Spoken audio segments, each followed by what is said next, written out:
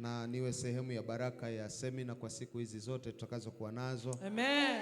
Nirudie maneno yale yale, alika watu wengine pia tuweze kujifunza pamoja. Amen. Amen. Amen. Na kwa sababu nimeshapewa 11 hadi sura ya 6 mstari wa kwanza hadi wa 12, kwa sababu ni mistari mingi nitasoma kwa kasi kidogo.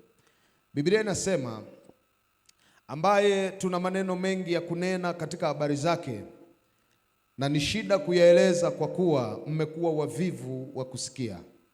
Kwa maana iwapasapo kuwa walimu, maana wakati mwingi umepita, mnahitaji kufundishwa na mtu mafundisho ya kwanza ya maneno ya Mungu, nanyi mmekuwa mnahitaji maziwa wala si chakula kigumu. Kwa maana kila mtu atumiaye maziwa hajui sana neno la haki, kwa kuwa ni mtoto mchanga. Lakini chakula kigumu ni cha watu wazima, ambao akili zao kwa kutumiwa zimezoezwa kupambanua mema na mabaya. Kwa sababu hiyo, tukiacha kuyanena mafundisho ya kwanza ya Kristo, tukaze mwendo ili tuufikirie utimilifu, tusiweke msingi tena wa kuzitubia kazi zisizo na uhai, na wakuwa na imani kwa Mungu, na wa mafundisho ya mabatizo na kuwekea mikono na kufufuliwa wafu na hukumu ya milele. Na hayo tutafanya Mungu akitujalia. Kwa maana hao waliokwisha kupewa nuru na kukionja kipawa cha mbinguni na kufanywa washirika wa Roho Mtakatifu na kulionja neno zuri la Mungu na nguvu za zamani zijazo, wakaanguka baada ya hayo, haiwezekani kuwafanya upya tena hata wakatubu, kwa kuwa wamsurubisha mwana wa Mungu mara ya pili kwa nafsi zao na kumfedhei kwa dhahiri. Maana nchi inayoinywa mvua inayoinyeshea mara kwa mara na kuzaa mboga zenye manufaa kwa hao ambao kwa ajili yao yalimwa, ushiriki baraka zitokazo kwa Mungu. Bali ikitoa miiba na magugu hukataliwa na kuwa karibu na laana, ambayo mwisho wake ni kuteketezwa. Lakini wapenzi, ijapokuwa twanena hayo katika habari zenu, tumesadiki mambo yaliyo mazuri zaidi na yaliyo na wokovu. Maana Mungu si dhalimu, hata aisahau kazi yenu na pendo lile mliodhihirisha kwa jina lake, kwa kuwa mmewahudumia watakatifu, na hata hivi sasa mngali mkiwahudumia. Nasi twataka sana kila mmoja wenu aidhihirishe bidii ile ile kwa utimilifu wa matumaini hata mwisho, ili msiwe wavivu, bali mkawe wafuasi wa hao wazirithiwa ahadi kwa imani na uvumilivu. Kwa maana Mungu, nimeishia mstari wa 12. Funika macho yako tuombe. Bwana Yesu, ni siku yetu ya kwanza, ni siku uliyotupa kwa majira na kwa nyakati ulizozikusudia mwenyewe. Asante kwa ajili yetu, asante kwa ajili ya kila mmoja, asante kwa rehema zako nyingi unazoziachilia kupitia jina lako Yesu na kwa damu yako. Tunanyenyekea chini ya mkono wako ulio hodari. Unaweza ukaandika ufanisi wa Kikristo. Narudia tena, ufanisi wa Kikristo. Na kabla sijaanza kufafanua zaidi, nianze kusema maneno yafuatayo. Mungu ametupa neema ya kuvuka huu mwaka. Naamini tumevuka hata kama zimebaki siku chache. Lakini watu wa rohoni wanaelewa mambo hayakuwa mepesi. Na wale wanaofahamu, vita haikuwa kwa jamii wala kwa nchi wala kwa mtu yoyote. Hii ilikuwa ni vita ya kanisa. Na kwa sababu Mungu ametupa uhakika wa ushindi, na sisi ni Wakristo, tumeokoka, tutashinda na zaidi ya kushinda. Na vita hii tunapoendelea nayo, kwa sababu tuna uhakika wa kushinda, naomba nikwambie, hii ni raundi ya kwanza. Tunaenda raundi nyingine, na mambo yalivyokuwa hayatakuwa hivyo kesho. Kwa hiyo kitu tunachokihitaji kwenye maisha yetu ni kujiboresha na kuenda kwenye ufanisi na kujipanga zaidi, kwa sababu tunategemewa kushinda ili tumletee Mungu utukufu. Sema amina. Kwa hiyo nitaka ushike hayo maneno, na naamini watu wa makini wanaweza wakaelewa nini ninachozungumza. Mwambie jirani yako, unahitaji ufanisi kwenye maeneo yote kuanzia sasa, kwa sababu wewe ni mshindi. Na ni wale tu watakaoboresha eneo hili la ufanisi ndio watakaoshinda. Amen. Sasa maneno tuliyoyasoma yanatoka kwenye waraka wa Waebrania, na ili uweze kunielewa vizuri, nikupe historia kidogo. Nini kilichopelekea mwandishi huyu ambaye ni Roho Mtakatifu mwenyewe aliruhusu maandiko haya yaandikwe? Waebrania tunafahamu ni kabila, ni watu wa Yuda. Walipookoka baadhi yao wakajikuta wametawanyika, na kundi kubwa la baadhi ya Waebrania wakajikuta wako kwenye mji wa Rumi, Italia kwa sasa. Na kule wakawa na kanisa kama hili la Shalom lenye mchanganyiko wa Wakristo wa aina mbili: Wakristo wa Kiyahudi wanaomkiri Yesu kuwa Bwana na Mwokozi wa maisha yao, na Wakristo wa mataifa wanaitwa wa mataifa, wakiwemo wengi Warumi na Wayunani. Na kanisa likawa linaenda vizuri, wanashinda pamoja, wanalia pamoja, wanaenda mbele pamoja. Lakini ghafla kwenye utawala wa nchi kukatokea mabadiliko. Akaingia mtawala anayeitwa Nero, na huyu bwana alipoingia akaja na sera za kuendesha nchi. Mojawapo ya sera ya kwanza aliyokuja nayo ni kuhakikisha masuala ya imani na ya dini yanakuwa chini ya utawala wa serikali. Kwa hiyo akaanzisha mfumo na akajenga jengo linaitwa Pantheon, na akaagiza dini zote na imani zote zisajiliwe ndani ya ile nchi, alafu zije na miungu yao, kama ni sanamu au kama ni cheti, lakini waje na ushahidi wa Mungu wao waweke kwenye hili jengo la Pantheon, alafu watapewa cheti cha usajili. Kwa hiyo dini zote zikasajiliwa, kasoro dini mbili hazikusajiliwa kama ambavyo Nero alikuwa anataka. Wayahudi wakasema, hatuna shida na kusajiliwa, dini yetu ya Judaism tutaisajili, lakini Mungu wetu ametukataza tusichonge sanamu. Kwa hiyo hatutachonga sanamu na kuileta kwenye jumba la miungu, lakini tutasajili.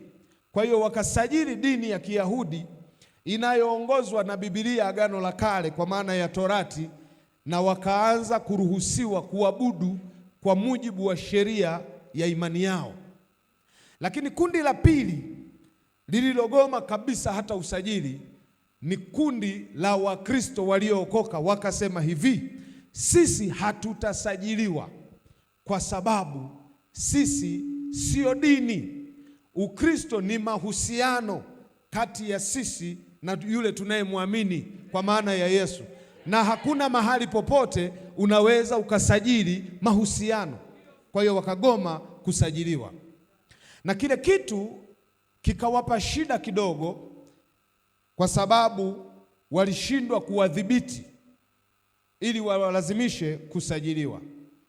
Baada ya muda mchache kukaanza kutokea mambo magumu kwa Wakristo walioko Rumi, waliokuwa wanafanya biashara wakaanza kukosa wateja, waliokuwa wanadaiwa kodi zikawa zinapandishwa bila sababu, waliokuwa na watoto wanaosoma watoto wao wakaanza kuzuiwa wasisome kwenye mashule wanayosoma wengine.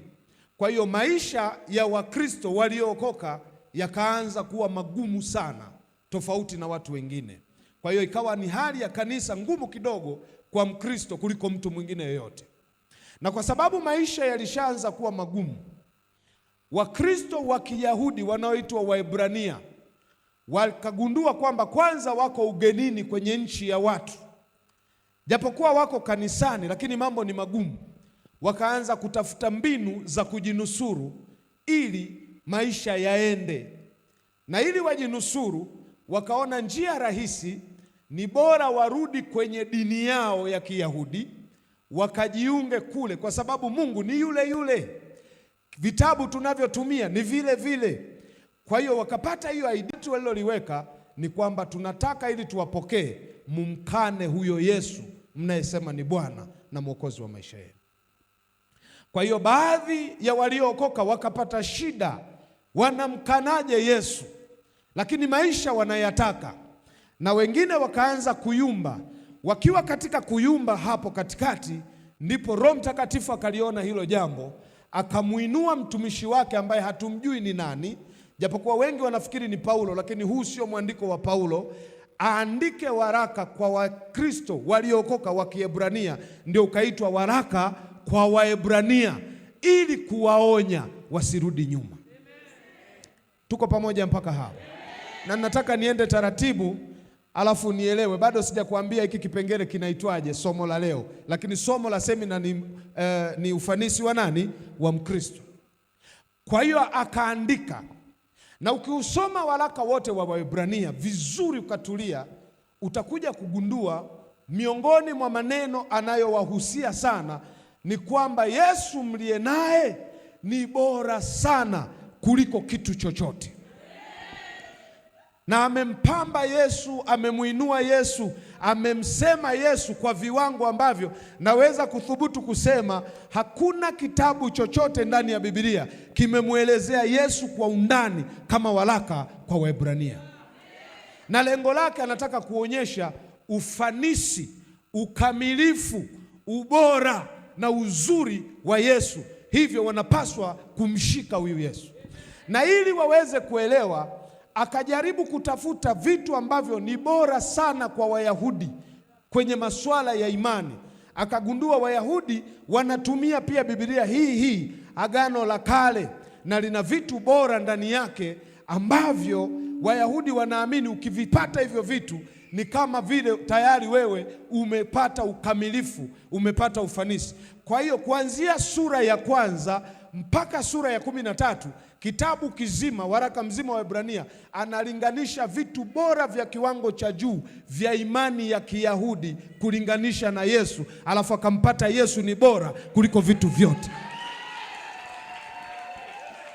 Kwa mfano, sura ya kwanza ukianza, utagundua Wayahudi moja ya kitu wanachokiheshimu sana, wanachokithamini sana ni baba zao. Hebu wote tuseme baba zao. Na nikisema baba zao naongea Ibrahimu, Isaka, Yakobo na Yusufu kama mababa.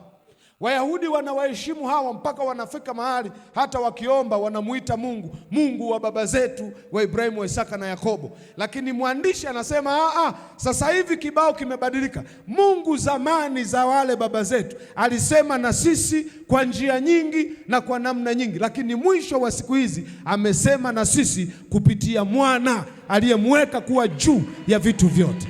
Kwa hiyo kwa lugha nyingine anasema huyu Yesu ni bora kuliko Ibrahimu, kuliko Isaka, kuliko Yakobo, kuliko Yusufu. Kwa hiyo msirudi kwa kina Ibrahimu, mshikeni nani? Yesu. Sijui naongea na mtu? Bwana asifiwe. Bwana asifiwe. Jambo la pili Wayahudi wanaliamini sana ni malaika. Na Wayahudi ukiwakuta wanazungumza kuhusu malaika, moja ya stori watakayokuambia, watakwambia hii sheria, hii Torati Mungu aliileta kwa mkono wa nani? Wa malaika. Lakini akawaambia hapana, malaika ni watumishi, lakini sisi tunaye mwana ambaye Mungu amemweka mkono wake wa kuume, na hakuna malaika yote aliyewahi kumwambia keti mkono wangu wa kuume, isipokuwa mwana ndiye aliyemketisha mkono wa kuume, akamwambia miliki mpaka nitakapowaweka adui zako wote chini ya miguu yako. Kwa hiyo kwa lugha nyingine anasema kuanzia sasa hivi msishughulike na malaika, shughulikeni na nani? Na mwana. Jambo la tatu, Wayahudi wanaamini sana katika Musa, na Wayahudi waambii kitu kuhusu Musa. Akawaambia ni kweli Musa alikuwa mwaminifu, mtumishi mwaminifu katika nyumba yote ya Mungu, lakini ni mtumishi. Lakini Yesu ni mwana wa Mungu. Hata ungekuwa wewe una shida ya kumuomba baba yako, kumuomba labda bosi wako kitu, alafu kuna mtoto wake na kuna mfanyakazi wake, house girl au house boy, yupi ni rahisi kumuomba na ukapata? Kwa hiyo anatuambia Musa alikuwa mwaminifu, lakini mwana ni zaidi ya nani? Ya Musa. Sisi tuko pamoja? Bwana asifiwe. Lakini Wayahudi wanaamini pia katika Sabato, katika pumziko, katika raha. Akawakosoa na kuwakosoa, akasema raha yenyewe hamjawahi kuipata. Joshua aliwavusha akawapeleka Kanaani, akiwaahidi atawapa raha, lakini kwa sababu ya kutokuamini kwenu hamkupata raha. Lakini sasa imesalia raha ya Sabato kwa wale walio na Yesu. Sema amina. Akaja kwa kuhani akasema, nyinyi mnaamini katika kuhani mkuu Haruni, lakini huyu mwana ni mkuu kuliko Haruni. Kwanza yeye mwenyewe ni kuhani, tena sio kuhani anayetoka kwa Lawi, ni kuhani mfano wa Melkizedeki, ambaye hata Ibrahimu alipokutana na Melkizedeki, Lawi mwenyewe ambaye ndiye baba wa Haruni aliyeleta ukuhani alikuwa kiunoni mwa Ibrahimu. Kwa hiyo Ibrahimu alipotoa fungu la 10, Lawi naye alitoa na akabarikiwa, na mkubwa huwa anambariki mdogo. Kwa lugha nyingine, Yesu ni mkubwa kuliko ukuhani wa Haruni. Na akaendelea tena akasema, nyinyi mnaamini katika madhabahu, katika hekalu, katika hema, lakini msisahau hiyo hema mnayoiamini ambayo Musa alionyeshwa na Mungu mlimani. Mungu alimwambia, nenda katengeneze hema mfano wa hii ninayokuonyesha mlimani.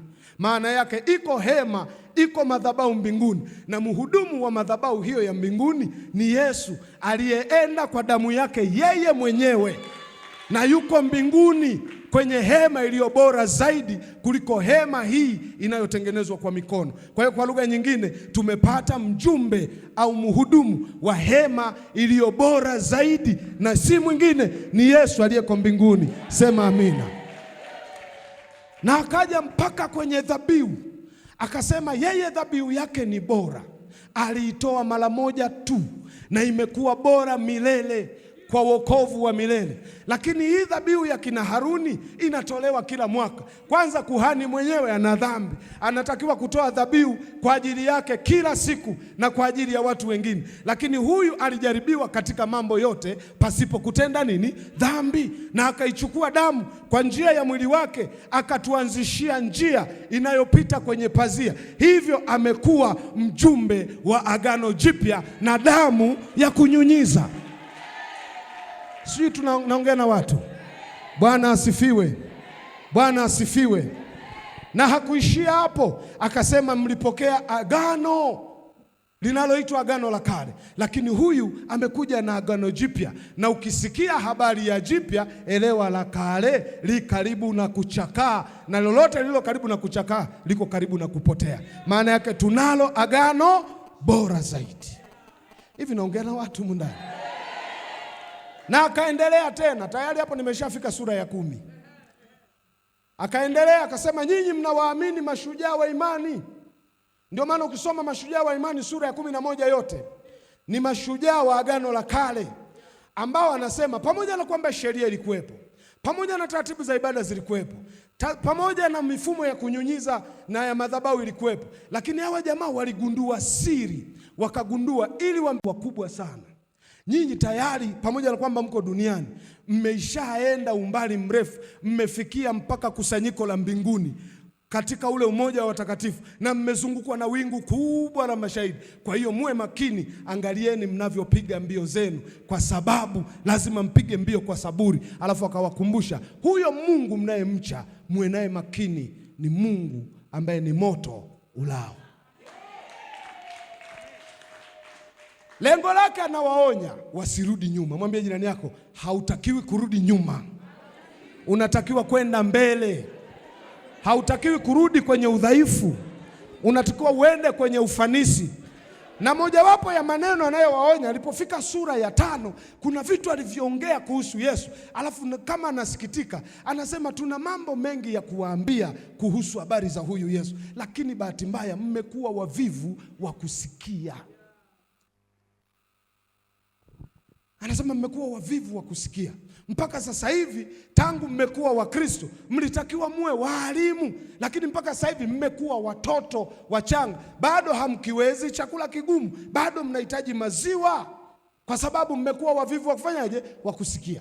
Na kama umeifuatilia mistari, mwishoni kwenye mstari wa 12 anasema kuanzia sasa kila mmoja wenu na aidhihirishe bidii ile ile na asiwe mvivu tena. Maana yake tunahitaji kuwa na ufanisi kwenye masuala ya Mungu, kwenye masuala ya kiroho kama Wakristo, ili tujue tuna Yesu ambaye hakuna mtu yoyote wala imani yoyote wala dini yoyote wala kiongozi yoyote anayefanana naye. Huyu Yesu uliye naye wewe ni bora, ni bora, ni bora kuliko kitu kingine chochote. Sijui kuna mtu ananielewa? Kwa hiyo kama unajiona mnyonge, unajiona unashindwa, unajiona unakata tamaa, naomba nikuambie tena na nikukumbushe jioni ya leo, umebeba kitu cha thamani. Umebeba hatima kubwa. Wewe una future. Mwambie jirani yako, wewe una kesho. Wewe una future kwenye mambo yote. Wewe sio mnyonge kiasi hicho. Wewe ni mtu mkuu, na huo ukuu hautokani na wewe, unatokana na ulichokibeba. Unatokana na Yesu mwenyewe. Tuko pamoja watu wa Mungu. Na ndio maana nataka wiki nzima hii tujifunze ufanisi wa Mkristo. Na kwenye ufanisi tunahitaji ufanisi kwenye maeneo yote. Tunahitaji ufanisi kiroho, tunahitaji ufanisi kiuchumi, tunahitaji ufanisi kimahusiano, tunahitaji ufanisi kwenye familia, tunahitaji ufanisi kwenye mipango, tunahitaji ufanisi kwenye ufanyaji wetu wa kazi. Na yote haya Biblia imetupa na imetufundisha namna gani tunaweza tukawa wafanisi kwenye maeneo yote. Yaani sisi tunataka tutembee kipaumbele kama watu waliofanikiwa sana, lakini tuna namna yetu ya kufanikiwa. Sisi hatufanikiwi kama ulimwengu unavyofanikiwa. Sisi kuna njia zetu za kufanikiwa, na hizi njia zinaanzishwa na neno la Mungu. Amen. Wangapi wanataka kuwa na ufanisi? Ndio maana Mungu anatuandaa, kwa sababu tunakoenda si kwepesi kuliko tulikotoka. Wakati watu wengine wanaenda kukwama, wewe hautakiwi kukwama. Wakati watu wengine wanaenda kushindwa, wewe hutakiwi kushindwa. Wakati watu wengine mazingira hata ya kufanya kazi na biashara yanapotea, wewe hayatakiwi kupotea, kwa sababu una kitu ambacho ulimwengu hauna, watu wengine hawana. Wewe sio mtu wa kawaida, lazima ujue ufanisi wa Kikristo. Sema amina. Wangapi wako tayari kujifunza? Na kwa sababu hiyo, baada ya huo utangulizi, nataka leo tuangalie ufanisi wa kiroho. Hebu wote tuseme ufanisi wa kiroho. Na hapa naomba utulie kidogo. Mimi nimeokoka nikiwa na miaka 12. Sasa hivi na miaka 40. Maana yake miaka yangu nimetumia nikiwa kwenye wokovu ni mingi kuliko ya maisha mengine ya kawaida. Tena nilikuwa mtoto. Lakini kuna kitu kimoja kinachonisumbua moyo. Na naamini hapa wapo wenzangu ambao pia wanasumbuka. Huwa anasumbuka na mlokole ambaye mwaka huu yuko vile vile, mwakani yuko vile vile, mwaka kesho kutwa yuko vile vile. Tena ukimkuta ameendelea, haendelei kwenda mbele, anaendelea kurudi nyuma. Huwa inanikera. Yaani mpaka tunazeeka, tunatoka vipara, tuko vile vile. Tena bora tungebaki vile vile, tungetiana moyo, tumerudi nini? Nyuma. Na kama haikukeri, basi labda ushakufa. Ila kama uko hai, inakera. Hebu naomba kila mmoja atafakari. Miaka yote umekaa kwa Yesu. Miaka yote umeimba kwaya. Miaka yote uko kwenye maombi. Miaka yote uko vile vile. Uko pale pale. Hausogei. Wakati ulitakiwa uwe mwalimu, tuwe tunakuja kuuliza, we bado unataka maziwa. Umekuwa litoto. Na leo naomba unisikilize vizuri. Tunapozungumza kuhusu ufanisi wa kiroho, maana yake tunatakiwa kukua kiroho. Mwambie jirani yako, hizi ni nyakati za kukua. Shida mwambiani vizuri. Bado mnanishangaa, nitaimba mwishoni. Mwambie jirani yako, hizi ni nyakati za kukua. Tena malizia kukua kiroho. Tunarudia, mwambie hizi ni nyakati za kukua kiroho. Utoto sasa basi. Haya, sasa nisikilize.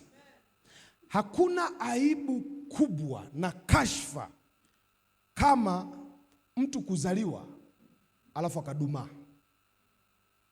Waulize wazazi wote na wamama wako hapa. Hakuna mtu anayefurahia kudumaa. Hakuna mtu ambaye anaweza akasimama na akatoa ushuhuda, namshukuru Mungu nimezaa kitoto changu kwa kweli akikui kiko vile vile. Hakuna mzazi wa namna hiyo. Na mzazi anakereka hata akisambia, hey, wewe una miaka mingapi? Hey, na miaka 20. Hey, nilifikiri una miaka 6. Anaona ni tusi, kwa sababu hakuna mzazi anayeweza kufurahia mtoto aliyedumaa. Na Mungu kwa kuwa ametuzaa kiroho mara ya pili, hafurahishwi na udumavu wa kiroho. Hapendi na anajisikia vibaya, kwa sababu tangu tumezaliwa kuna watu wamekwama, walianza kukua alafu wamebaki pale pale, yanakunywa maziwa muda wote. Kwa hiyo kila mzazi hata kwenye maisha ya kawaida aliyezaa, moja ya matumaini yake na mategemeo yake na furaha yake, anaamini na anategemea mtoto wake atakuwa. Na ndio maana kila mzazi akizaa mtoto anapiga naye picha. Umewahi kujiuliza kwa nini tunapiga picha? Napiga nako picha kwa sababu najua hata kama kamezaliwa kana sura mbaya. Kwanza nimegundua vitoto vyote vikizaliwa vina sura mbaya kweli.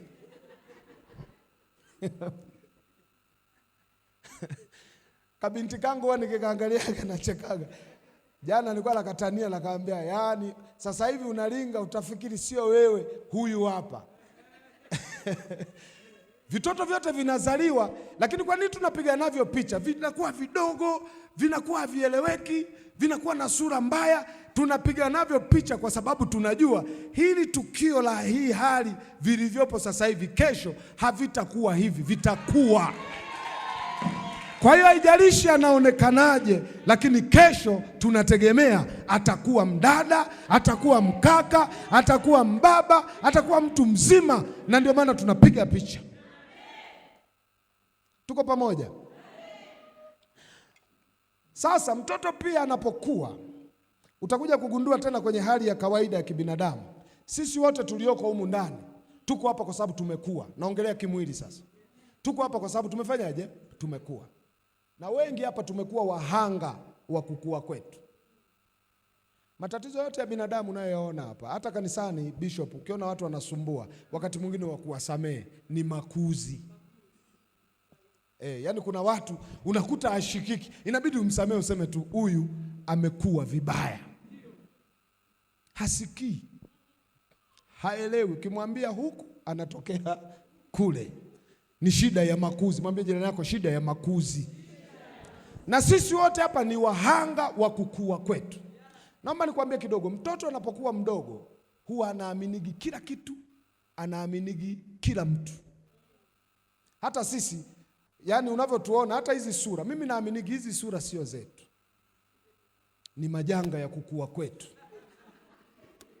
Na ndio maana sasa hivi wazungu wametusaidia, tunajisnapchat.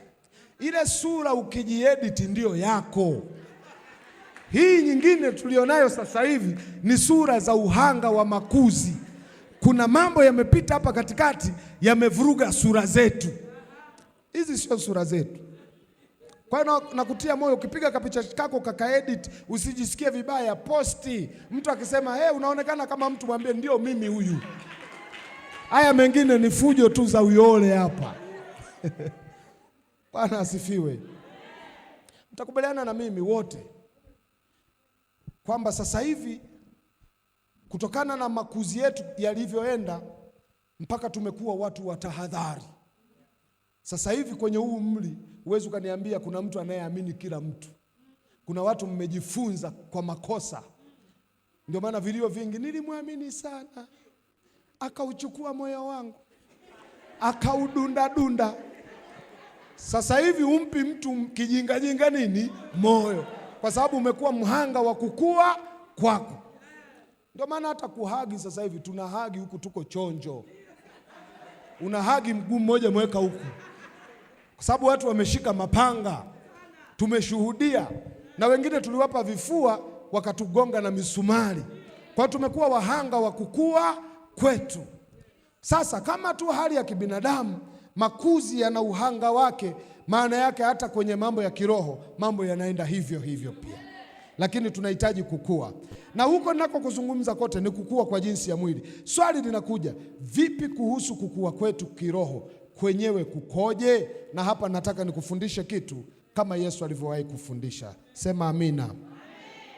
Tuanze na fundisho la Yesu kuhusu makuzi au kukua kiroho. Na hapa naomba nisikilize kwa makini.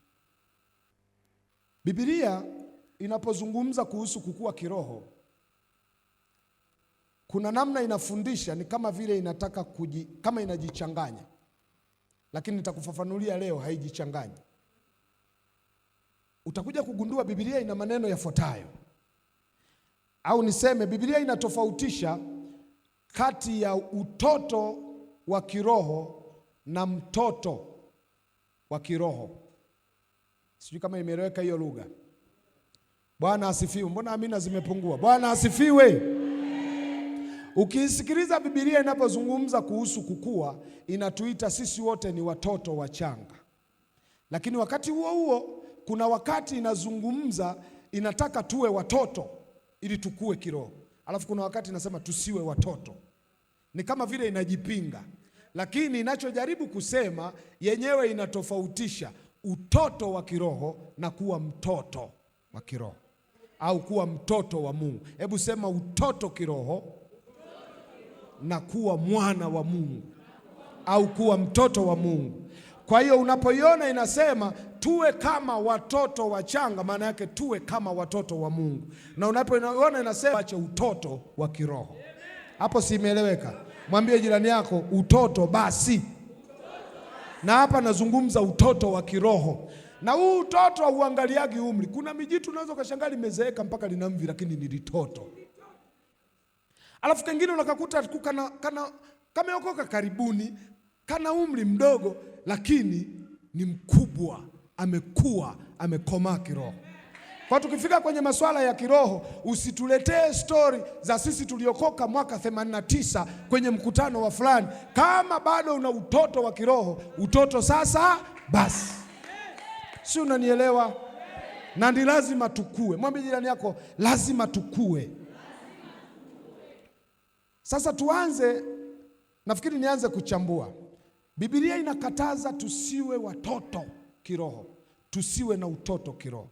Na nitazungumza na nitakupa mistari kama mitatu ya ndani ya Biblia inayoeleza utoto wa kiroho ni kitu gani. Na kama nitakapokufundisha utajigundua uko katika kundi lolote hilo, itabidi tuchukue hatua sasa hivi, sio baadaye wala sio kesho, sasa hivi kuondoka kwenye utoto na kuanza kukua. Na bahati nzuri ukuaji wa kiroho tofauti na ukuaji wa kawaida huu mpaka ulishwe makani. Ukuaji wa kiroho unaweza kuanzia sasa hivi humu ndani ukaamua kukua. Tuko pamoja watu wa Mungu? Sasa mistari gani inayosema tusiwe watoto, tusiwe na utoto wa kiroho? Mstari wa kwanza wa Korinto wa kwanza sura ya 14 mstari wa 20. Na hapa ili niende kasi nitumie muda wangu vizuri, wewe andika tu. Mimi nina tafsiri yangu ya Kiswahili ambayo naitoa kwenye NIV. Biblia sasa hivi ziko nyingi. Sasa usianze kusema unaona ndio Freemason sasa wamebadilisha Biblia. Wakati mwingine wapendwa, ndio uhanga wa ukuaji wenyewe. Tunaanza kushitukia kila kitu. Mwambie jirani yako usikatae kila kitu, lakini pia usikubali kila kitu. Pima vitu. Mtu yeyote mzima huwa hakatai kila kitu wala hakubali kila kitu, ila huwa anapima vitu. Huyo ndio utajua huyu anakuwa kiroho. Kwa hiyo nisianze kusoma tafsiri hapo kusema unaona ndio wanabadilisha Biblia sasa. Biblia haibadiliki. Wakorintho wa kwanza sura ya 14 mstari wa 20. Nitasoma kama mstari kadogo. Paulo anawaambia Wakorintho, ndugu zangu, msiwe watoto katika akili zenu.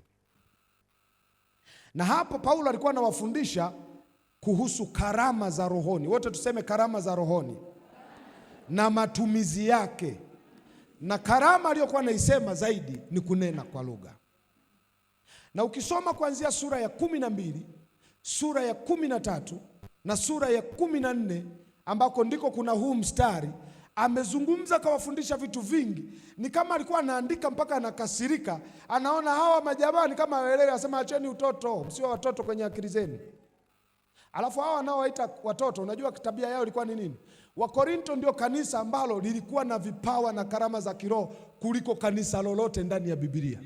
Hawa jamaa walikuwa wana uwezo wa kufika ibadani wakaanza kunena kwa lugha, alafu wakati huyu ananena jamaa lingine limekaa tu linamsubiri. Ananena masaa 6, akimaliza anamwambia umemaliza? Nimemaliza. Alafu ananyanyuka jamaa anapiga lugha yeye masaa 8.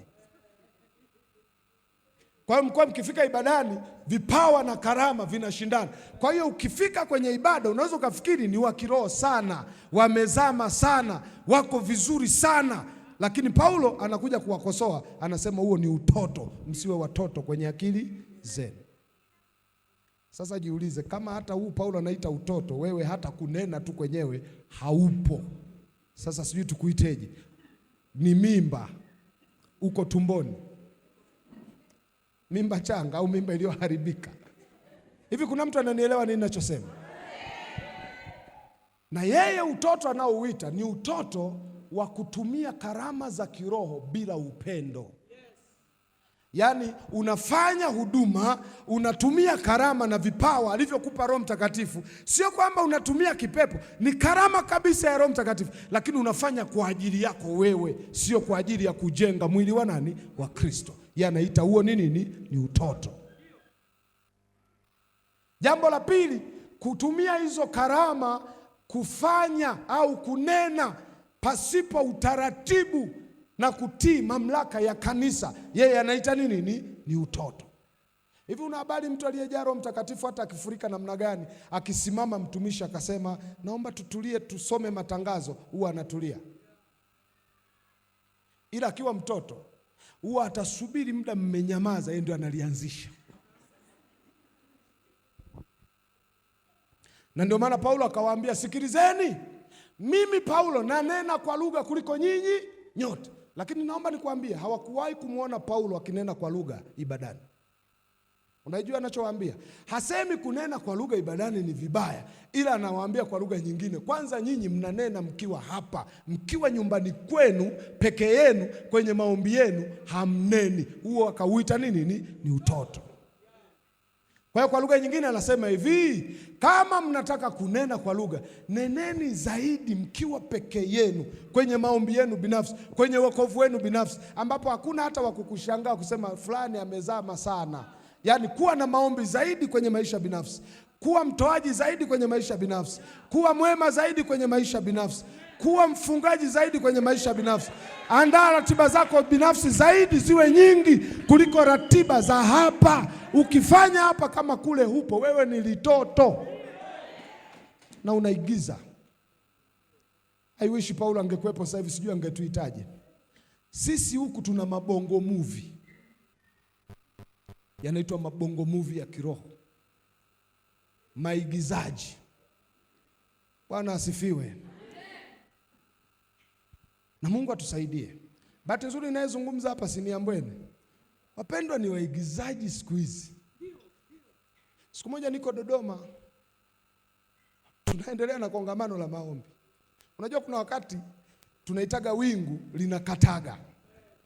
Kaimba mwimbaji wa kwanza hola, kaimba wa pili hola. Unajua kuna wakati ibada unakuta watu wana vielele, yani kama hawaelewi kinachoendelea. Mara huyu anyanyuke atoka huku, mara vitoto vipige kelele, yani ibada ieleweke.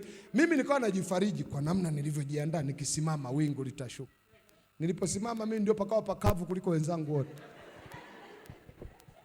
Alafu nimejifunzaga upako anaachiliaga Mungu. Ya nini mimi nipate tabu kama hajaachilia? Ya nini mimi kuanza kuharibu mambo?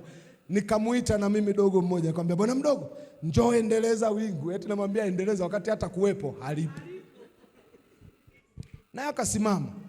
Yule dogo aliimba, akaona watu hawaelewi, akapiga goti. Akaona hawaelewi, akalala chini. Alafu akalia. Alipolia watu wakamhurumia, wakaanza nao kulia. Alafu dogo akanena, wakaanza kunena. Tukashukuru Mungu, wingu limefanyaje? Limeshuka. Sasa ibada tumemaliza tu, mhubiri amesimama. Nashangaa aliyetupeleka kwenye wingu yuko nje. Alafu yani, unajua kuna wakati mtu akizama unatakiwa uone kuzama kumeendelea hata masaa 2-3 mbele. Yani ghafla tu alizama, yani ni sawa mtu ameloana alafu ghafla kakauka. Huyu kimemkausha nini? Nikashangaa ametoka nje. Walitokea mlango huu na wapigaji, na mimi nikatokea huku, nikasema ngoja nikatafiti wenzangu huko nje wanabonyezaga wapi wingu wameshusha, ambalo mimi na ukongwe wangu nimeshindwa kushusha. Nikawakuta wanasimuliana, wajaniona. Asema wanadharau sana ili kanisa, wanadharau sana. Haiwezekani tutoke mbali sisi. Tunaimba wanatushangaa. Nimewanenesha. Si mmeona wamenena leo? Mimi nikashtuka, ametunenesha. Afu nikauliza umetuneneshaje? Akashtuka, bro, nini? Bro, nikasema nataka majibu mazuri. Umetuneneshaje? Akasema bro, pale kiukweli nilivyolala nilivyolia nika connect, lakini kiukweli pale ulikuwa ni usanii. Mwenyewe nikawaza nikasema kwa hiyo tumeshakuwa masanii mpaka hata tunaoongoza ibada tukiona mueleweki kwa sababu sisi ni wasanii na nyinyi ni wasanii, tunasaniana. Alafu tunasema leo kulikuwa na nini na huo ndio sasa ndio utoto wa nini wa kiroho. Sio, kuna mtu ananielewa? Mwambie jirani yako, huu sio muda wa utoto, ni muda wa ufanisi wa kiroho. Na ufanisi wa kiroho unaanzia na maisha binafsi, ya wokovu binafsi, ya mtu binafsi, ya mtu kumpenda Mungu binafsi. Ndio maana wale wanaoomba zaidi wakiwa peke yao, wakijaga hata hapa wanaona kama jukwaa la hapa haliwatoshi. Kwani hujawahi kuona watu wanalalamika ibada ndefu? Ukiona tu mtu analalamika, jua utoto. Unajua hata matoto yakiendaga shuleni yanayoumwaga, nani anaumwaga njaa kirahisi shuleni? Mwalimu na mtoto. Si mitoto. Linataka kengele igonge liwai wapi? Nyumbani. Utoto. Si kuna mtu ananielewa? Lakini mtu ambaye anatumia muda mwingi na Mungu kwenye maombi, muda mwingi na Mungu kwenye ibada yake binafsi, hakunaga ibada ya kusanyiko inamtosha. Yaani unashangaa na hisi, mbona ibada tunakimbiza? Alafu sema mwingine ndani ya ibada hii kuna mtu anasema ibada ndefu sana, tuzipunguze. Alafu kuna mtu anasema ibada tuziongezee muda. I wish tuwe na kanisa ambalo watu wanasema ibada tuziongezee muda. Tutajua hawa watu wanakuwa kiroho. Lakini tuna watu na wana waulizaga, mnaendaga wapi? Mnaendaga wapi? Hebu muulize jirani yako, unaendaga wapi? Jumapili ndio siku ya vikao vya harusi. Kule mjini Jumapili ndio siku ya kujogi, eti tunajogi umevaa kikaushi unakimbia Jumapili. Jumapili ndio siku ya vikao vya wanarungwe. Jumapili. Umekuja kwenye maombi, aisee shukuruni mimi sio mchungaji. Mwaka huu nimeongoza maombi fulani Dodoma, wakafikiri na tania. Kaambia mmeingia kwenye maombi mmekuja wenyewe. Tuna kambi letu huko, hata network za simu hamna. Kwa tukiingia naambia zamani sinaongoza mimi maombi. Na si tumekuja kuomba katika masaa 24, kiukweli masaa 22 tutatumia kuomba. Wakafikiri utani. Si unanielewa? Mungu atusaidie. Kwa hiyo Paulo anazungumza kwa habari ya karama za kiroho. Zikifanyika hivyo anaita nini? Ni utoto. Andiko la pili ni hili tumesoma, Waebrania 5:11 hadi 13. Anasema tuna mambo mengi ya kusema juu ya jambo hili, lakini ni vigumu kuwaelezeeni kwa sababu ninyi si wepesi wa kuelewa. Kwa maana wakati huu ninyi mlipaswa kuwa walimu tayari, lakini mpaka sasa bado mnahitaji mtu wa kuwafundisheni tena mafundisho ya awali ya mwanzo ya neno la Mungu. Bado mnahitaji maziwa badala ya chakula kigumu. Na kila mtu anayepaswa kutumia maziwa ni mtoto bado, hajui uadilifu ni nini. Lakini chakula kigumu ni kwa ajili ya watu waliokomaa, waliofunzwa kwa matendo kubainisha mema na mabaya. Nisikiliza anachoongea Paulo. Paulo anamuita, au niseme Biblia inamuita mtu ambaye anasikiaga neno alafu lile neno hajawahi kulitumia kwenye maisha yake, hajawahi kulitenda, yaani hajafunzwa, hajazoeshwa kulitumia neno na kujifunza kwa uzoefu. Hebu tuseme kujifunza kwa uzoefu. Wengi huwa mwelewagi. Jamani, hili neno la Mungu, mimi natamaniki tupate watu wanaojua kumdekea Mungu. Mbona tunadekaga kwa mabebi? Mbona tunadekaga kwa wazazi? Kama Mungu ni baba yetu, tuna uwezo wa kutumia hili neno tukadeka, alafu tukajikuta tumeingia kwenye ukomavu wa kiroho. Ngoja nitoe mfano. Mhubiri mmoja mzungu, si unajua wazungu wakijaga Afrika, mahubiri yao ni Jesus loves you, hallelujah. Nasikitika kusema na ninasita kusema kiukweli, bakamanyu kurumbirira. Nampendaga rafiki yangu Masanja, siku moja wako Iringa, mhubiri kahubiri dakika 15. Masanja akaenda na ujanja wake akashika maiki, alafu akaongea kwa Kiswahili. Akasema, wazungu msiondoke, naendelea mimi. Akasema, sisi ni sugu, hatujazoea maneno mepesi. Kwa hiyo inabidi tuchambane, tusutane, ndio maneno yetu. Akasema, tukifika kwenye maombi, wazungu wametuzidi upako wa kuponya sijui nini, huko nitamwachia, ila maneno tutamalizana.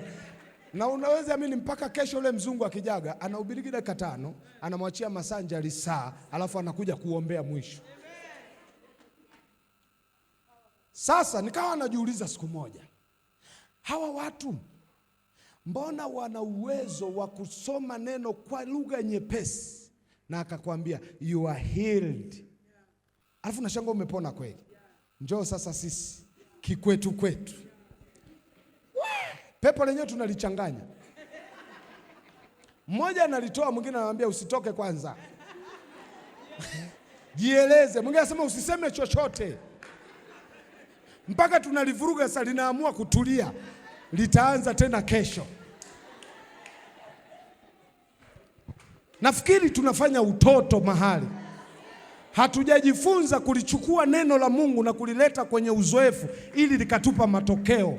Na ndicho Paulo anasema, bado mmekuwa watoto wadogo, hamjazoeshwa bado kulitumia neno na kuwapa matokeo. Sasa siku moja nikajifunza, mhubiri mzungu kaja, alafu ni mtu anayetumiwa kuponya viwete, vipofu, viziwi.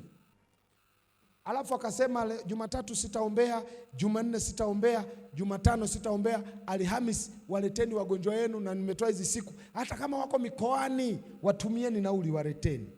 Watu walienda kukomba hadi wenye viwete vile ambavyo, yani mwenyewe ukikiangalia unasema ni kweli kuna miujiza, ila sio kwenye hiki kiwete. Alafu MC wa mkutano mbongo. Na tunajua sisi tunachaguaga ma-MC sio kwa sababu wamejaa roho, kwa sababu wana maneno mengi. Na nyinyi mnaoongoza ibada, kigezo cha kuongoza ibada kinatakiwa ujae roho. Ukiambiwa utaongoza ibada, mtafute Mungu. Ndio mnaanza sasa kutudhalilisha. Umekuja kuongoza ibada, umeita mwimbaji, unaanza kukosoa suti yangu. Inakuhusu nini? Eti amevaa suti na vifungo vingi. Wewe ongoza ibada, achana na suti za watu. Sasa MC na maneno yako mengi. Alhamisi mje, na hii Jumatano ile MC akakoleza zaidi. Si unajua machawa tunakuaga na kiherehere. Muje mlete na ndugu zenu. Mhubiri akahubiri, wanasubiri aite wagonjwa, akasema leo najisikia kuchoka sana. Akamwambia ndugu, utaombea wagonjwa, naenda hotelini. Atakayeombea wagonjwa MC. Hajawahi kuombea hata mtu mwenye mafua. Mzungu akapanda gari akaondoka. Muulize jirani yako, ungekuwa wewe ungefanya nini?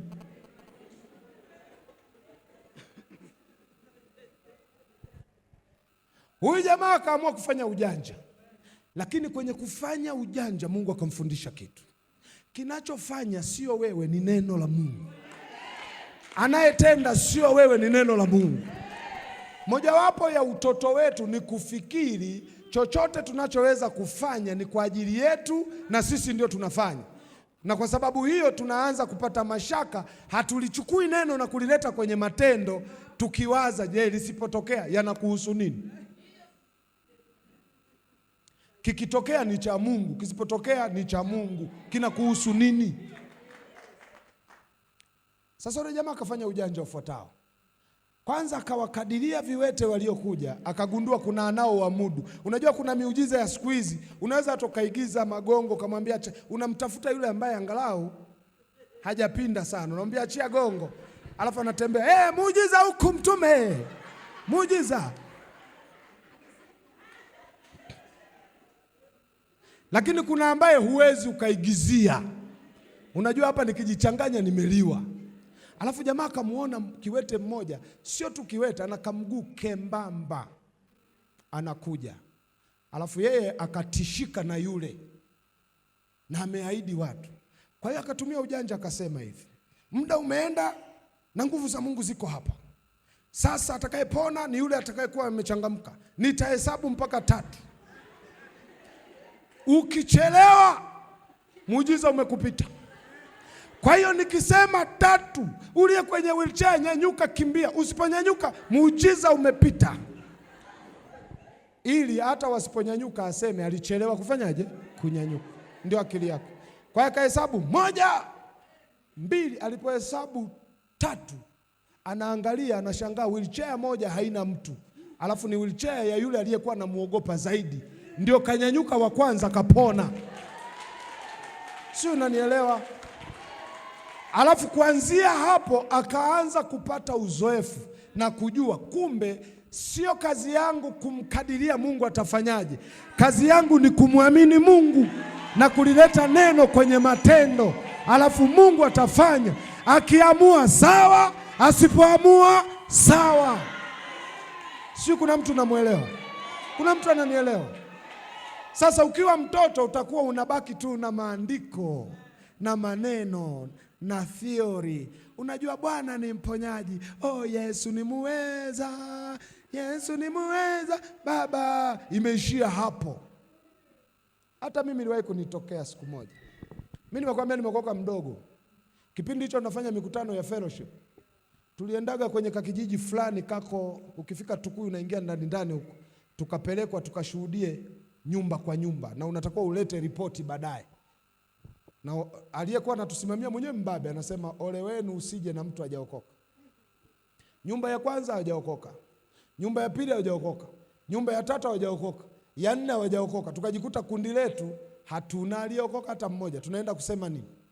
Muda umeisha. Tunataka kuondoka. Nyumba ya mwisho tukakuta mama mmoja ameparalyze, amelala chini. Anasema sisi ni Wakatoliki. Mambo ya wokovu tukamwacha.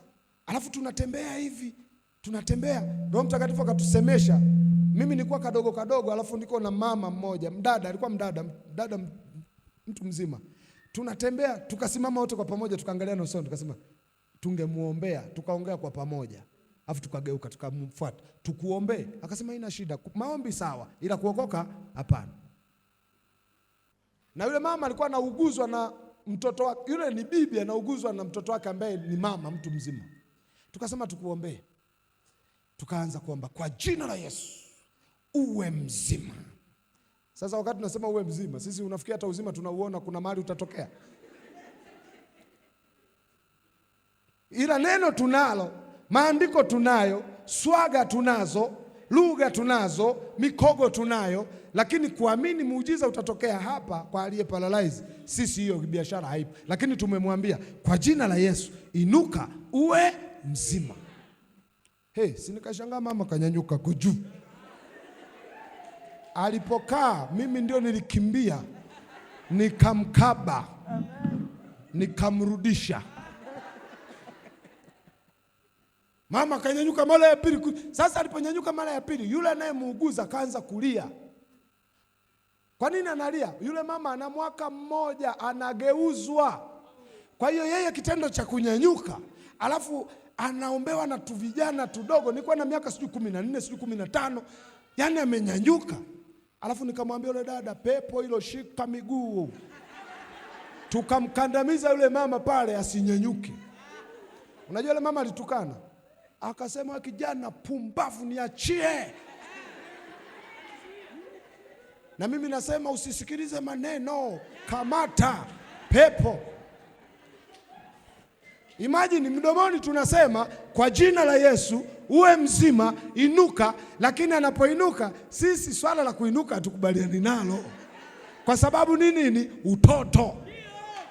Hatujazoeshwa kutumia neno la Mungu na kulileta kwenye matendo, ambao Paulo anasema ni nini? Ni utoto. Na mama alipotukana akanyanyuka, akalia, akasema kuparalyze kumehama kutoka upande huu kumekuja huku. Sasa si unamjua mlokole akiona amekemea alafu kitu kinatokea. Unajuaga nguvu tunayopataga. Ukizubaa vibaya unaweza kupanda juu ya speaker. Hey. Nakwambia tunatamani tumalizane naye tukatoe ripoti. Hawajaokoka lakini aliye paralyze kainuka. Yule mama tumemwacha alikimbia kagusa ukuta. Sasa huyu tunamfuata. Sasa mama unalia nini? Sasa jamani. Yaani unajua tuliacha pale, hatujawauliza wanaitwa kina nani? Sisi tumekimbia kutoa ripoti. Wanatuuliza, ni eneo gani? Hatukumbuki. Mmechukua majina hatukumbuki. Sisi tunachojua, yaani sisi wenyewe tumesema kwa jina la Yesu aliye paralyze kafanyaje? Kainuka. Unajua kinachojengeka kwetu, ule ni uzoefu unaotuongezea kukua. Kesho na kesho kutwa tukikutana na mtu wa namna ile, tutakumbuka kile tulichofanya jana, tutamwambia pia kwa jina la Yesu simama, aende. Na Mungu anatarajia wanaotakiwa kukua kiroho watoke hatua kwenda hatua. Ukimwamini Mungu atakupa fedha, uko uyole, usijifungie ndani. Chukua hatua ya imani, beba biashara, nenda sokoni, fanya kazi, alafu Mungu ataleta fedha. Sijui naongea na mtu. Kuna mtu ananielewa? Na Paulo anasema kuto kutumia neno la Mungu namna hiyo ni nini? Ni utoto. Sasa jitafakari mwenyewe, tangu umeokoka kwenye maneno unavyokiri uponyaji. Ola, nitakuwa kichwa, sitakuwa mkia. Sasa hivi tena sio, umekuwa tule tunyoya twa mwisho twa mkia. Ni lazima tukubali kukua kutoka tulipokwama, twende mbele kama watoto wa Mungu. Amen. Andiko la tatu ambalo anakataza utoto ni kwenye Waefeso sura ya 4 mstari wa 14. Anasema ili sisi tusiwe watoto wadogo tena, tukitupwa na mawimbi na kubebwa na kila upepo wa mafundisho kwa udanganyifu wa watu, kwa hila zao za kutunga za uongo. Nimetumia tafsiri yangu, nisikilize vizuri. Paulo anasema mojawapo ya utoto wa kiroho ni kuwa mtu uliyeokoka ambaye unabebwa na kila aina ya nini? Ya fundisho. Unatupwa na kila aina ya upepo. Yaani wewe leo ukisikia huku uko tena, ukifika na maiki unachukua. Bwana asifiwe. Namshukuru Mungu kule nilikokuwa hamna kitu.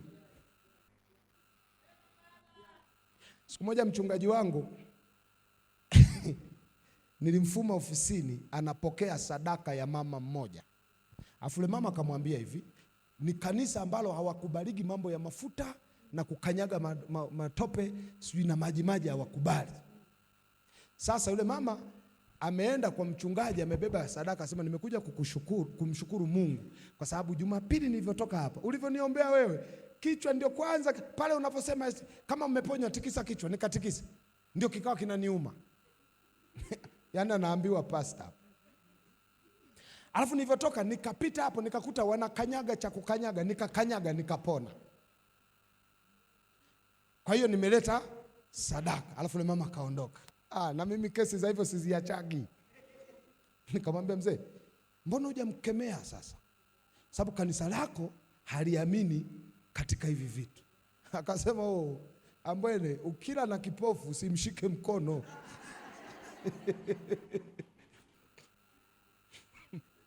Nikasema kivipi? Akasema hivi, mtu anasema kabisa, hapa sikupokea uponyaji, ameenda huko kapokea uponyaji, angalau karudisha sadaka huko, mwache azurure. Akikua kiroho atajua uponyaji wa Mungu hauko kule wala huku, uko kwa Mungu, sio swala la hapa wala la kule. Atakuja kuelewa. Lakini huyu kama hadi amerudi ameleta sadaka, we mwachage tu aenda azurule, mwachage. Nikapenda sana hiyo akili. Sio, kuna mtu amenielewa? Sasa Paulo anasema mojawapo ya dalili ya utoto, haimaanishi hujaokoka, umeokoka ila mtoto, lakini unatupwa kila aina ya nini ya fundisho. Hamaanishi usijifunze kwa watu tofauti tofauti. Anachomaanisha usiwe mtu ambaye leo uko Shalom, kesho ukasikia sijui kuna nini uko kule, na ukifika kule umesahau hata ulikuwaga Shalom. Unaomba na ushuhuda, kwa kweli namshukuru Mungu sana, kwa kweli kule tuliteseka sana. Kumbe ni utoto wako tu wa nini, wa kiroho. Sio, kuna mtu ananielewa ninachosema?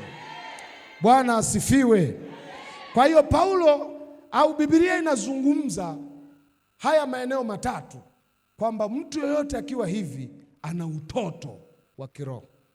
Na ili niweze kuyakusanya pamoja, maana yake kwa mujibu wa fundisho la Paulo wa Korinto wa kwanza 14 mstari wa 20, utoto wa kiroho anamaanisha kutumia karama na vipawa bila upendo, bila kujenga kwa wengine, na kunena kwa lugha au kuwa na maisha ya wokovu ya mbele za watu bila kuwa na maisha ya wokovu ya kwako binafsi, anaita utoto.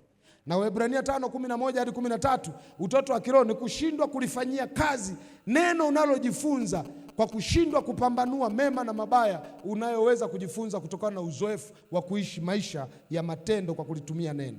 Na Waefeso 4:14, utoto wa kiroho kwake ni kubebwa na kila fundisho potofu la uongo na la kutunga, bila kuwa na uwezo wa kuchuja lipi sahihi na lipi sio sahihi.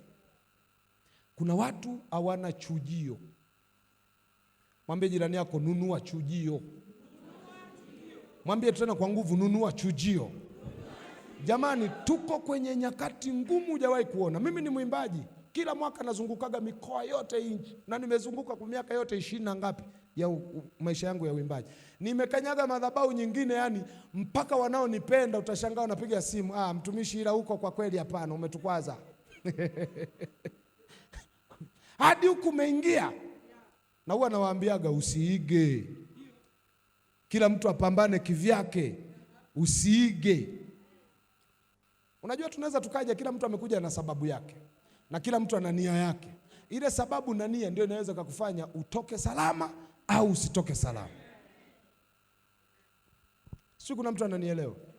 Kipindi hiki tunahitaji chujio la kiroho. Vituko vimekuwa vingi, fujo zimekuwa nyingi. Sasa ukiwa mtoto kiroho, huwezi ukajua kipi sawa, utameza kila kitu. Nimekuambia usikatae kila kitu, lakini usikubali kila kitu. Pima kila kitu, na ili uweze kuwa na uwezo wa kupima, usiwe mtoto kiroho. Nafikiri hapo pameeleweka. Twende kwenye mistari inayotaka tuwe watoto wachanga. Mwambie jirani yako, Biblia pia inataka tuwe watoto. Andiko la kwanza ni Wakorinto hiyo 14 mstari wa 20. Anasema msiwe watoto, lakini kwenye masuala ya uovu muwe watoto wachanga. Kuna mtu ananielewa? Yaani sisi kwenye masuala ya kiroho, tukifika kwenye eneo la dhambi, Biblia inaturuhusu ni bora tubaki kuwa nini? Watoto. Yaani tuwe wajinga kwenye dhambi.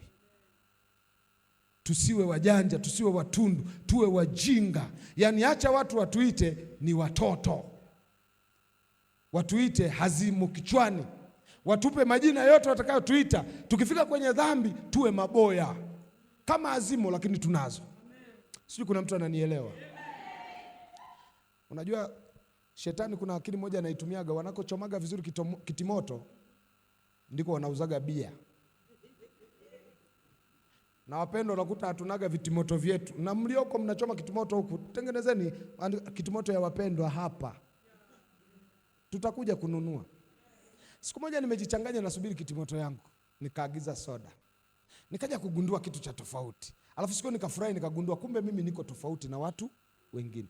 Unajua wakati mwingine ukikaa, yani kenge akikaa katikati ya mamba, asijifanye mamba.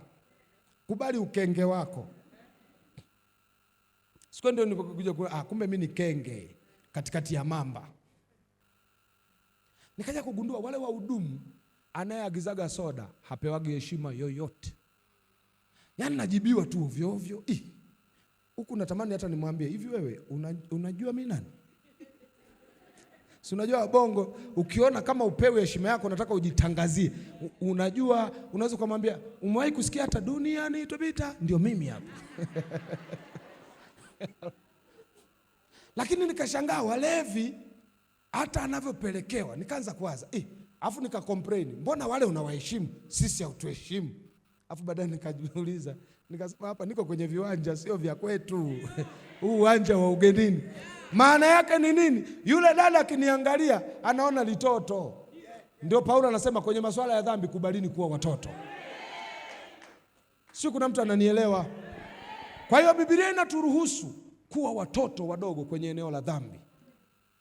Lakini Yesu pia akaongezea kitu kingine kuhusu utoto wa kiroho, kuwa mtoto wa Mungu. Sasa ukisoma Mathayo 18 mstari wa 3 anasema hivi, amini nawaambieni kweli kweli, msipoongoka na kuwa kama watoto wadogo hamtaingia kamwe katika ufalme wa mbinguni. Hebu wote tuseme msipoongoka na kuwa kama watoto wadogo. Nakumbuka haya maneno anayozungumza Yesu. Mojawapo ya sifa na siri ya kuingia kwenye ufalme wa mbinguni ni kuongoka kama mtoto mdogo. Kuna mtu sio ananielewa? Sasa na kaalamu kanaita. Na naruhusiwa kusogea kidogo. Mungu akubariki. Naam? Okay. Nisikilize kwa makini. Msipoongoka.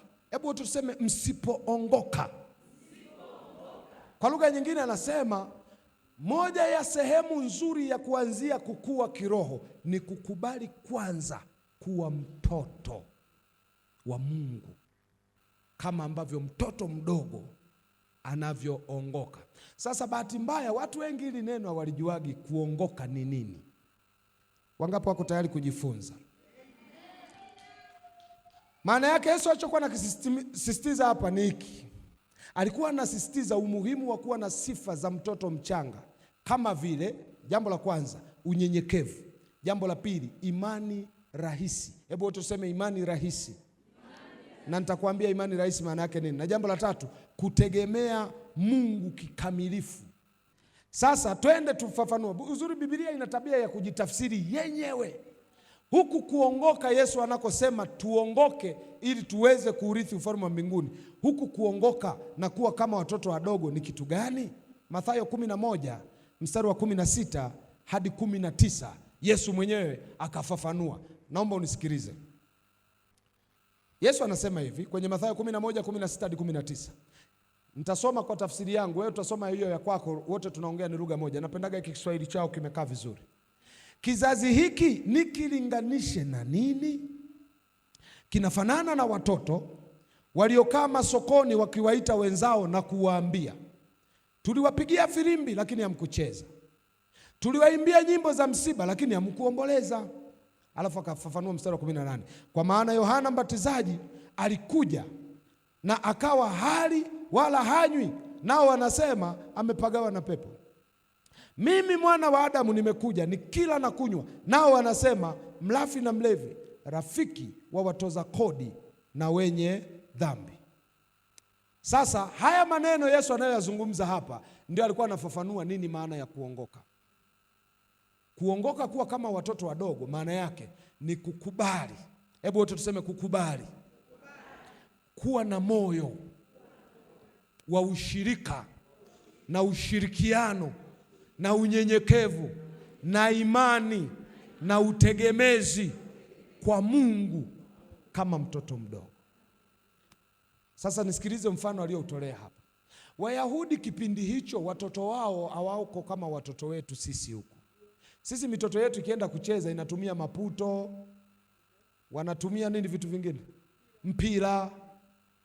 Tena ukizubaa watukutu wanatumia hadi manati, wanalengana macho. Wanatumia hadi bunduki. Unakuta mzazi kabisa yetu umemnunulia mtoto wako bunduki. Cha. Ngoja aje akutusue akikuwa. Akuombe hela umwambie sina na ulimfundisha mwenyewe atakutusua. Sasa watoto wa kipindi hicho michezo yao ilikuwa ya aina mbili. Ilikuwa ni michezo wanaigiza kusherehe au wanaigiza msiba. Wakikusanyika tu ukikuta kundi la watoto, kamoja kanaanzisha, kanapiga firimbi, na kakipiga firimbi wote wanaanza kucheza, wanatoka na jasho, watacheza kwa moyo wao wote, kwa ushirikiano wao wote. Wao cha msingi wasikie tu mmoja amepiga nini? Firimbi. Watacheza. Wakiona wamechoka, mwingine ule mchezo ameuchoka, anaamua kuomboleza. Alafu wote wanabadilisha mchezo, wanaacha kucheza, wanaanza kufanyaje? Kuomboleza. Alafu Yesu akasema hivi, nyinyi Wayahudi niliyekuja nashindwa kuwaweka kundi gani? Niwafananishe na nini kizazi hiki? Kwa sababu mmekuwa kama watoto wadogo. Kwenye michezo hampo, kwenye msiba hampo. Alafu akatolea mfano watoto wadogo. Anachomaanisha mmekuwa kama watoto ambaye walipopiga firimbi, kuna kitoto tu limoja likawa nunda, likagoma kucheza.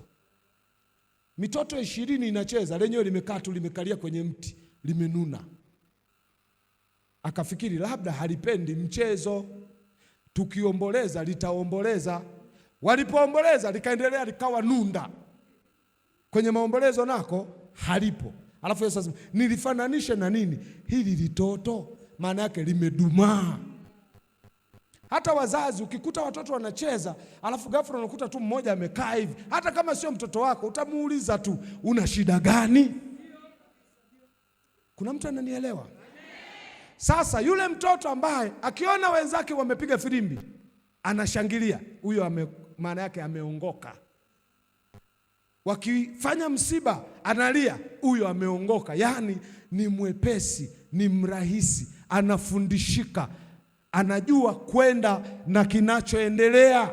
Tukifika kuomba ataomba, kutoa atatoa, kuimba ataimba, kuruka ataruka. Akija ibadani, vile mtakavyomuongoza ndivyo atakavyofanya. Huyo ni mtu aliyekubali kukua nini? Kiroho. Lakini ukiona tusimame limekaa, ndio nunda sasa, limeanza kuduma. Sio, naongea na mtu? Punga mikono, limekausha. Na unajua mijitu ya hivyo kazi yake ni kuangalia sasa ile sketi ndio nini kwa ibadani. Kwa hiyo pale bishop anamaanisha nini? Yaani watu wanajaa roho, lenyewe naangalia naye huyu atakuwa ananena kweli? Yaani haeleweki. Akija mhubiri anafoka, ametuletea mhubiri gani? Akija anaongea kwa upole, ametuletea. Yaani huwezi ukamuelewa ni yuko upande gani. Lakini kanisani yupo na anasema mbinguni anaenda. Lakini huwezi, ndio Yesu alisema nifananishe na nini? Kizazi hiki tulipopiga firimbi hamkucheza, tulipoomboleza hamkulia. Mko upande gani? Maana yake ni litoto limezaliwa lakini limedumaa. Sio, mtu ananielewa? Ndio maana akasema msipoondoka hamkanyagi mbinguni. Maana yake kwa mtu mwenye tabia zaidi ameshadumaa, hana sifa kwenda mbinguni. Hana. Angapo nataka kwenda mbinguni. Mmoja nafundisha Mwanza, nikaona mzee mmoja hivi. Mungu ana watu. Unajua kama kuna kitu usije ukaleta mbwembwe ni kwa Mungu. Eti Mungu mwambie mimi kwanza pale nikitoka kanisa hamna. We unajidanganya. Mungu ataleta vifaa hapa mpaka utakuwa unaona aibu kupita. Eti wananitegemea sana. Wananitegemea sana. Mimi ndio nimeshika kanisa. Umeshika kanisa lako hivi. Fanya michezo kote, usifanyie humu. Mimi nakwambia. Na nakwambia kwa uzoefu, nimeshuhudia vitu vya ajabu kwa watu waliojaribu kufanya mchezo. Usiwe nunda, ongoka. Mwambie jirani yako, ongoka. Na wengi naomba nikwambie, walipoanzia kudumaa kukua kiroho. Bishop, watu wengi walianza kudumaa kiroho siku walipoanzaga kupewa madhabahu. Kuna watu walikuwa vizuri ambao hata wakifika hapa kanisani hata kukohoa anaona ni utovu wa nidhamu. Anaheshimu ibada, ana uwezo wa kukata masaa mawili amebanwa haja ndogo, lakini anaona ni utovu wa nidhamu tembea ibadani. Yuko radhi avumilie amalize ibada, haja atamaliza nyumbani, kwa sababu alikuwa ni mtoto anayefundishika, moyo wake unamtafuta Bwana. Siku alipoonekana anakuwa vizuri, akapewa, leo utatuongoza maombi. Kwanza ile siku hakulala. Leo utafundisha, hakulala. Utaenda kusoma matangazo. Matangazo yenyewe aliyafungia maombi. Mungu ampe kibali, akisoma matangazo asome vizuri matangazo. Shida ilianza aliposoma, akatoka nje, wakasema kwa kweli umetubariki. Ndio siku alipoanza, kila kimwona msoma matangazo anamuona anasoma chini ya kiwango, hasomi kama yeye. Akimwona mwimbaji anamuona ameimba chini ya kiwango, hajaimba kama yeye. Mhubiri anafundisha vizuri, lakini nyingi ameshadumaa. Na tuna wadumavu wa kiroho wa namna hiyo wengi. Ndio maana wengi walianza vizuri, hatuelewi hata wamepotelea wapi. Huduma zimekufa, wamebaki tu. Na sasa hivi wana mpango wa kuhama kanisa, kwa sababu amekaa muda mrefu hajapewa nafasi ya kusoma matangazo. Anatafuta wataka kwenda kusomea matangazo. Nenda.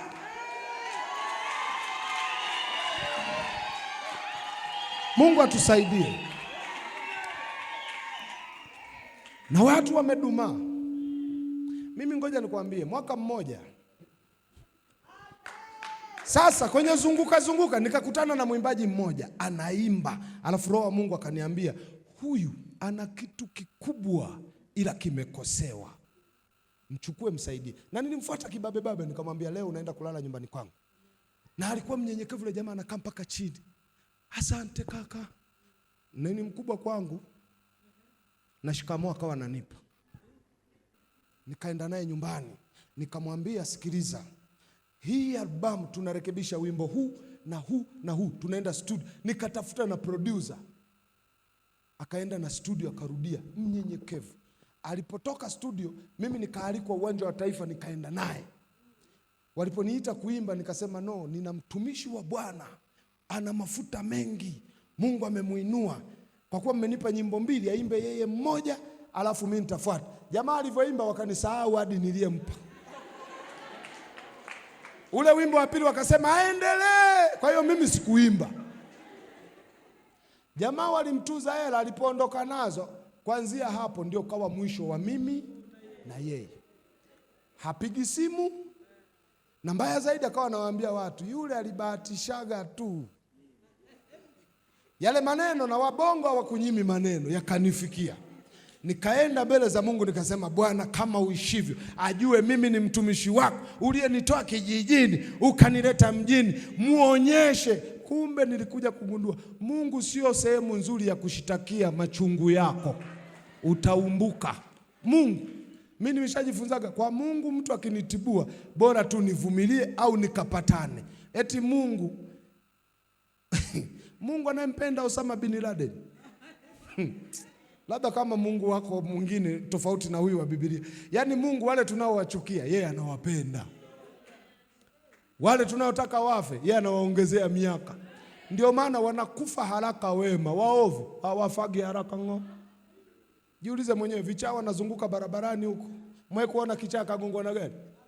Bodaboda na fujo zote amwaye kumgonga kichaa. Unafikiri vichawa wanajilinda? Nani anawalinda? Walevi na ulevi wao wote na fujo zao zote zile. Nini kinawafanya walevi wanapoanguka barabarani wasiangukie vichwa? Mwae kuwaza. Yuko baba yao mbinguni. anayewajali, anayewapenda, anawaona kama watoto na anawapenda upeo. Kwa hiyo kama unapotezaga muda wa kuombea adui yako, na kale kawimbo kamekudanganya, kaombea adui yako aishi siku nyingi, ili anapofanikiwa utachemka wewe, nakwambia. Ndio maana namuelewa Paulo. Paulo alipojuaga tabia ya Mungu, mtu mmoja alipofanyaga fujo kwenye kanisa la Korinto, aliwaza nikimpeleka kwa Mungu, Mungu anarehemugi. Akasema huyo mtu namtoa, namkabidhi shetani aadhibiwe huko, ila shetani usimuue mwili, mtese tu ili roho yake ifanyaje? Ipone. Paulo sifikiri mjinga, alijuaga nikimpeleka kwa Mungu, Mungu utakuta kesho wanacheza kidalipo, wamepatana, unashitakia kwa Mungu. Nasema hivi kwa sababu tumeshakuwa watu fulani ambao tumeanza kueneza chuki kwa jina la Bwana na ombea watu waokoke. Na nakuvunja moyo unayefikiri sijui Mungu atashughulikia adui yako. Ashughulikii ngo, akimshughulikia atamuokoa, ila kama unafikia atakatika miguu unajidanganya. Tena ndio litanenepa na mashavu yatakuwa makubwa. Mungu. Sasa yule ndugu nikakasirika. Unajua alichonifanyia? Mimi ndio ikaanza kula kwangu. Nilikaa 2006, 2007, 2008, 2009 sijatunga wimbo hata mmoja. Nimekauka. Na mimi ninajua kinachonikausha, na nilikuwa naenda kwa Mungu nasema, endelea kunikausha na mimi nitakomaa, ila huyu ndugu simsamei. Alafu yani hiyo si ni sawa na unataka kushindana na mafuriko. Ile kitu nilienda nayo mpaka 2009. Hiyo 2009 nikaona hivi, kwa nini niteseki wakati huyu mtu namudu? Nikafunga safari nikamfuata. Nikamwambia siwezi kushindana na Mungu wakati naweza kushindana na wewe na nikakushinda. Wewe una mdomo, tusemane tuyamalize. Tukasutana, tukasemana. Na sasa hivi nafikia hata anakuheshimu. Yana kuangalia na kuambia bro, unachelewa sana. Tukasemana, alafu tukayamaliza.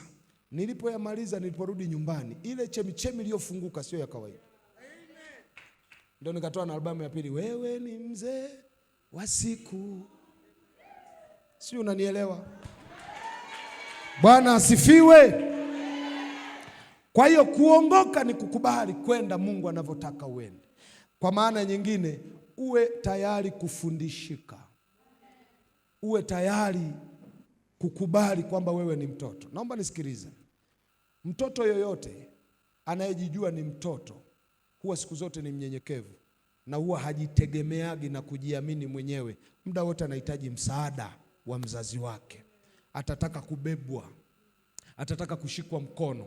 Na siku ukianza kuona kitoto chako unakishika mkono kinatoa mkono hivi, jua tayari kimebarehe, kinajiona kinaweza kikaendesha maisha chenyewe, kinaweza kikajitegemea chenyewe. Lakini mtoto muda wote atakuwa anahitaji msaada, anahitaji maombi, anaonyeka, anafundishika. Hata kama akisingiziwa kesi hajatenda, ataanza na samahani, na mtakuja kugundua baada ya miaka 3 kwamba tulimsema kumbe hata hakuaga yeye. Lakini asiyefundishika sasa ataingilia na kesi sio ya kwake, atanunua na ugomvi sio wa kwake, ameshakuwa sugu. Kwani hamjaona watu wamefika mahali walikuja hapa wanyenyekevu, lakini sasa hivi anakuambia kwani bishop ana nini? Kwani ana nini? Mungu ni wa wote. Kuna watu ni jasiri. Mwambie jirani yako, Mungu akusaidie. Haufanyi kwa ajili ya mtu, unafanya kwa ajili yako mwenyewe. Kubali kuwa mtoto, kubali kuongoka. Naomba univumilie dakika 5 tu. Sasa tunapozungumza kuwa kama mtoto, nisikilize vizuri. Watu wengi wanafikirigi sifa mojawapo ya mtoto ni innocent. Na nawasikiaga hadi wa mama, na hii kauli sio ya kweli, na Biblia ndio imekuja kuniambia. Wangapi mmesikia asema katoto ni kama malaika ka Mungu, malaika wa Bwana, hakana kosa. Unajua Biblia inakataa. Biblia inasema vitoto vinazaliwa na dhambi na uovu. na vinazaliwa na ujinga. Mojawapo ya mbinu ya kuondoa ujinga ni fimbo. Na ndio maana wazazi wote, hakuna mzazi amewahi kumfundisha mabaya mtoto. Huwa tunafundishaga kitu gani? Kwa nini umewahi kujiuliza tunafundisha mema? Kwa sababu havina haja ya kujifunza mabaya, vinayajua yote. Sio, kuna mtu ananielewa? Kwa hiyo hata mtoto wa kiroho, mojawapo ya udhaifu alionao, anajua mabaya mengi sana kuliko mema. Kitakachomuokoa ni kukubali kujifunza, kukubali kuyajua mema na kukubali kushika mema. Tofauti ya mtoto sugu na asiye sugu iko kwenye kujifunza, iko kwenye kukubali kupokea mafunzo, ndio inayompa utofauti. Na ndio Yesu anasema tuwe kama watoto. Yaani haimaanishi tuko innocent, tuna matakataka kibao, tuna makando kando kibao, lakini je, tunafundishika? Sio, kuna mtu ananielewa? Tunafundishika kwa sababu we are not innocent. Na naomba nikwambie, mtoto yoyote anatakiwa kuendelea kujiona ni mtoto kwa mzazi.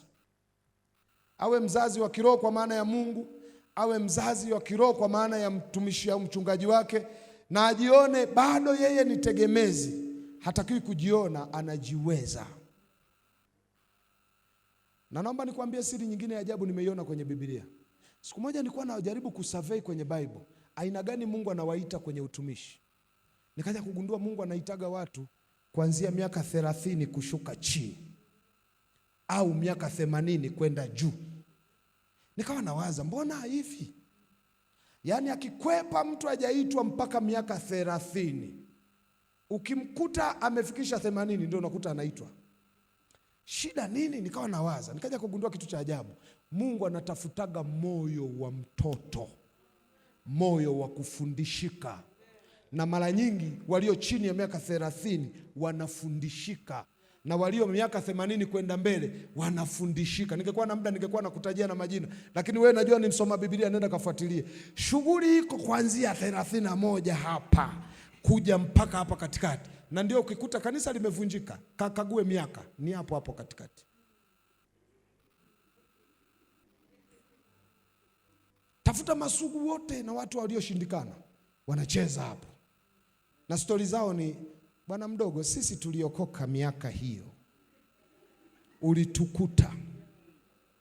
Usiwe moto, tulikuwa moto kuliko wewe. Na mtu anayekuzima moto mkimbie. Wewe lete shuhuda za sasa hivi, shuhuda za tulikuwaga. Sasa hivi mko wapi?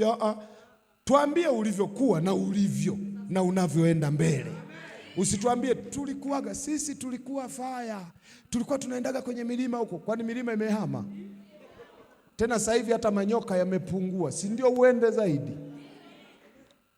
Kubali tu kwamba kuna shida imeingia, tumedumaa. Mungu atusaidie. Swali kubwa linakuja, mbona Biblia inasisitiza tuwe watoto? Ina maana Mungu anataka tuendelee kuwa watoto? Jibu ni hapana. Mungu anataka tuanzie kuwa kama watoto wachanga, lakini wanaokua. Hebu tuseme wanaokua. Na inapotaka tukue, maana yake inataka tuzingatie yale mambo niliyokuambia. Tunataka kuendelea kukua ndani ya Kristo mpaka tuufikie umoja wa imani, kama inavyosema Waefeso sura ya 4 mstari wa 13 hadi 16, mpaka sisi sote tutakapoufikia umoja wa imani na kumjua sana mwana wa Mungu, mpaka kufika kwenye cheo cha utimilifu wa Kristo. Hicho ndio kiwango Mungu anataka kila anayesema Bwana Yesu asifiwe aufikie umoja wa imani na amjue sana mwana wa Mungu, mpaka kufika kwenye cheo cha ukamilifu wa Kristo. Yaani ufike mahali Kristo aumbike ndani yako. Yaani Yesu na wewe mkitokea mnaongea lugha moja, mnafanya mambo yanayofanana. Na tunahitaji hiyo sura ya Kristo kuliko kawaida. Moja ya kitu kanisa limepoteza, sura ya Kristo. Tumepoteza kwenye maneno yetu, tumepoteza kwenye matendo yetu, tumepoteza. Yaani sisi Yesu wetu yuko hapa. Tukitoka hapa, we thubutu. Yesu anaishia hapa. Zamani alikuwa angalau hadi getini, sasa hivi hata getini hafiki. Humu ndani sura ya Kristo tumepoteza. Na ndio maana masekeseke mengine yanatokea kwenye nchi. Mimi nakaga nacheka, nasema mpaka kanisa litakapokuja kugundua nini kinachotafutwa. Mungu anataka kukamua wapate watu watakaowakilisha sura ya Kristo kwenye nchi. Na unafikiri wanatakiwa wengi? Unatakiwa wewe tu peke yako. Wala sio swala la kusema sasa tukae jamani tuitafute sura ya Kristo. Ni swala la kusema kuanzia sasa hivi naenda na sura ya Kristo. Nitatembea kama Kristo, nitashika kama Kristo, nitafanya kama Kristo, nitatenda kila kitu kama Kristo. Bwana asifiwe. Na ili ufanikiwe kuwa na hiyo sura ya Kristo, lazima usisikilize dunia inachofundisha. Hakikisha unafuata mema. Mwambie jirani yako, fuata mema kama watoto wanavyofuata mema. Hivi unajua akili ya mtu mzima na mtoto kwenye taarifa iko kwenye haya mambo mawili. Mtu mzima siku zote anatafutaga mabaya. Mtoto siku zote anatafutaga mema. Unajua kwa nini mtoto anasamehe haraka? Yeye anaweza katandikwa na mama, lakini kuna wakati anafika mahali anauona uji wa mama ni bora kuliko viboko vya nani? Vya mama. Kwa hiyo uji na viboko vikigongana vikakutana muda mmoja, atafanya vyovyote itakavyokuwa amalizane na hasira za viboko ili anywe nini? Uji. Kwa sababu muda wote anatafuta mema. Sio kuna mtu naongea naye. Sasa jiulize unatafutaga nini? Tumefika mahali tumekuwa na Wakristo ambao muda wote wanatafuta mabaya. Yaani wamekuwa kama kamashine kakusachi mabaya. Yaani akifika anaangalia tu mabaya ya mtu. Mimi hakuna mtu nayemchukia kama ambaye anakuja anasema umependeza, lakini ako lakini kanini? Kwa sababu mimi ukiniambia lakini, nafutaga yale ya mwanzo, naanziaga kwenye lakini kuja mbele. Sasa lazima tuwe watoto wachanga. Nampendaga mtu anayesemaga huyu mtu ana matatizo mengi, lakini ana jambo moja la ajabu kidogo. Kanisani akifikaga anasogezaga spika, alafu tunamvumilia kwa sababu anasogezaga tu nini? Spika. Ni kweli kwenye hela ikipitaga kwake haifiki, ila ana kakitu fulani. Kwa hiyo hatumpotezi kwa sababu ya kakitu kamoja kazuri. Sio, naongea na mtu. Kwani hatuna watu wa namna hiyo? Siku moja nilikuwa Nkokwa, kuna kijiji kanaitwa Nkokwa Kiela, naimba niko na gitaa changu. Mkutano kavamiwa, wahuni wanapiga mawe. Sisi hata hatuoni. Nakuja kushusha gitaa chini ndio likapigwa jiwe kata. Alafu nasikia mtumishi mmoja anasema kimbia bwana mdogo wanatuua. Nageuka hivi nakuta watu wanavuja damu. Kanisa limevunjwa vioo. Tumezungukwa, mawe yanatoka kila upande. Alafu usiku nilikuwa mkutano wa fellowship wa vijana wa Kiela. Sitakuja kusahau siku nikajua tunafia pale. Alafu wengine tumetoka vijijini kwetu, tumeenda kuwaomba waongofu wapya tuliowahubiri kwa wazazi wao. Na wanakuambia arudi salama. Unajua wakati tumechanganyikiwa pale, kuna jamaa mmoja nilikuwa nalala naye chumba kimoja kwenye mkutano. Yeye jamaa alikuwaga mlevi, tena alitoka Mbeya huko. Yaani ukikaa naye tu unamuona huyu jamaa lugha yake muhuni, maneno yake ya kihuni, ila yuko mkutanoni pale. Yaani mpaka unaona kama anatuaibisha hivi. Kwanza yule jamaa tunuko kwenye mkutano, siku moja amefanya kituko, tulikuwa tumefunga, nikakuta kreti la soda limeingia uvunguni, koka. Kwa mimi nimeenda mkutano, najua tukitoka huko kiburudisho kiko, narudi, sijui alirudi saa ngapi, nakuta kreti empty. Nikamuuliza mtumishi, unauza soda? Akasema hapana, hapa. Namuuliza hapa nini? Kumbe alikuwa mlevi. Sasa akipata kiu, kumbe tuko mkutanoni, akipata kiu anakimbia, anapiga moja, anarudi. Kwa hiyo amegeuza koka kufidia bia. Nikamwambia sakreti zima hata hujanibakishia. Na mimi nilikuwa nimefunga. Unajua unaweza kujilaumu, mfungo huu umeniponza. Sasa akaonekana ni mtu wa ovyo, maneno yake, tukienda naye kuoga, ni mtu wa ovyo. Ila ilipotokea ile fujo, jamani, kashangaa tu liko katikati, limevaa bukta, sijui limebadilishaje. Likasema, wapendwa, tukileta upendo hapa tutakufa wote. Wanaume wote tokezeni huko mlikojificha, njooni hapa niwaelekeze. Alafu likikuona unasuasua, linakukaza jicho, likaongoza jeshi. Likasema, wengine tumekuja na watoto wa watu, tumeambiwa warudi salama, tutafia hapa. Likatuhamasisha na sisi tukaenda kuokota mawe. Jiwe akirusha mpendwa, unajua linaruka na upako. Sitaki kuambia tulichofanya siku hiyo. Ndani ya dakika 30-40 wale watu wote tumewachakaza. Lakini ndio ikaishia hapo, mpaka polisi wanafika, sisi tumetuliza mgogoro. Alafu baadaye nikakaa nikasema, kweli Yesu ana watu wengi.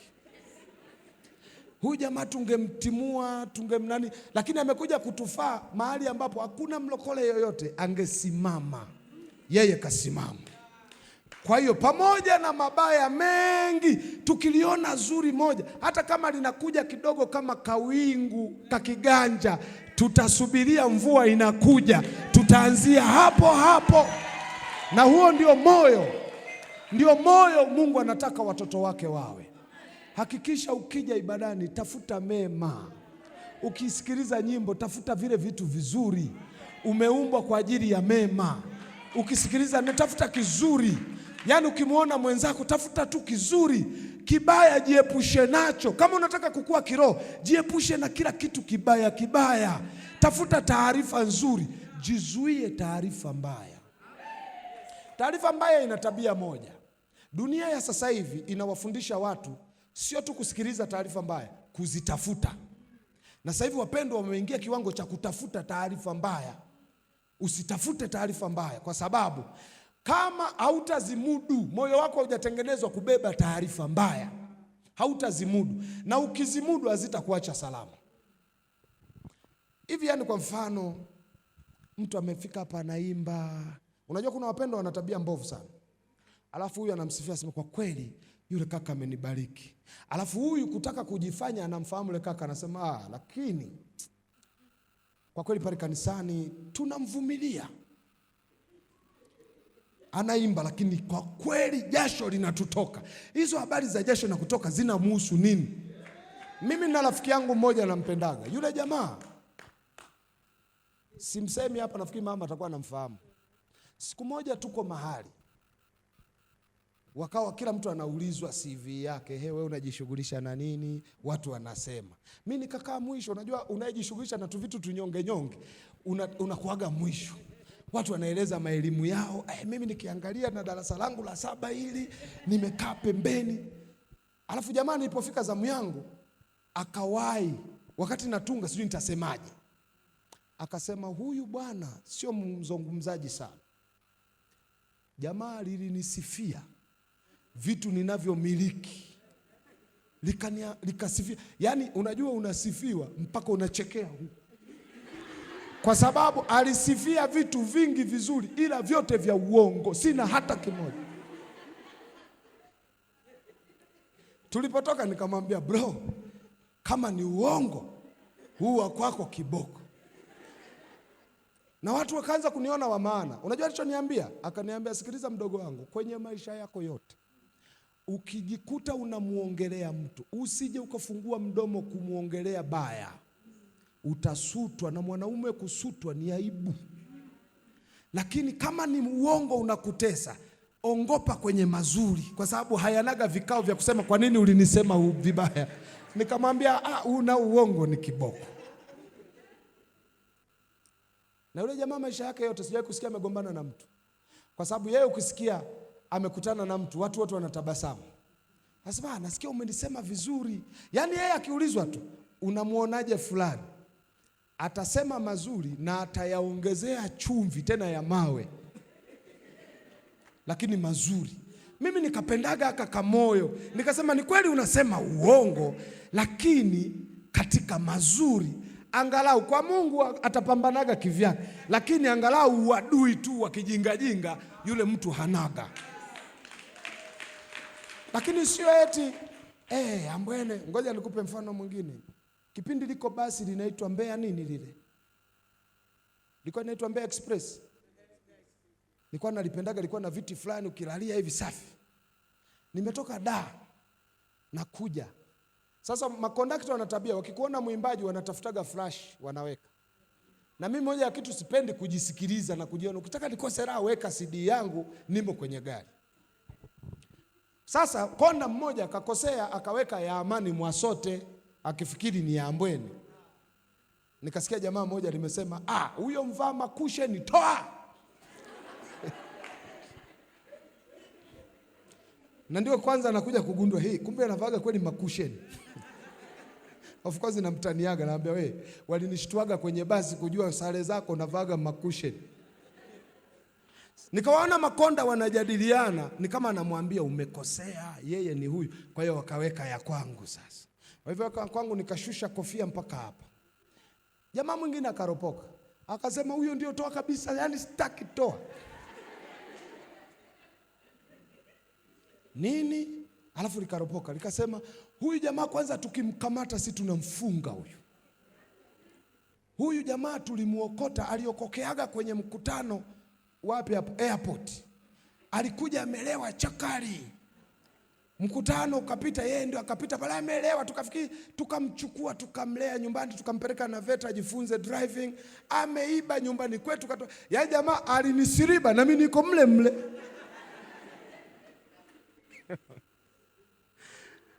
Jamaa mmoja kakasirika kwa sababu ananifahamu. Alisimama akamwambia, wewe una uhakika unachoongea? Sababu anajua mimi nimeokoka na miaka 12. Sijawahi kunywa pombe. Hata harufu ya pombe sijui. Sisi ndio wale mtu akilewa tunafikiri hajaoga. Kumbe harufu ya pombe. Akasema ukikutana na Ambwene utasema maneno. Akasema yeye mwenyewe akitokea hapa atakimbia. Akamuuliza huyu jamaa umewahi kumuona? Alafu jamaa alivyojinga likasema sura inakuja kuja.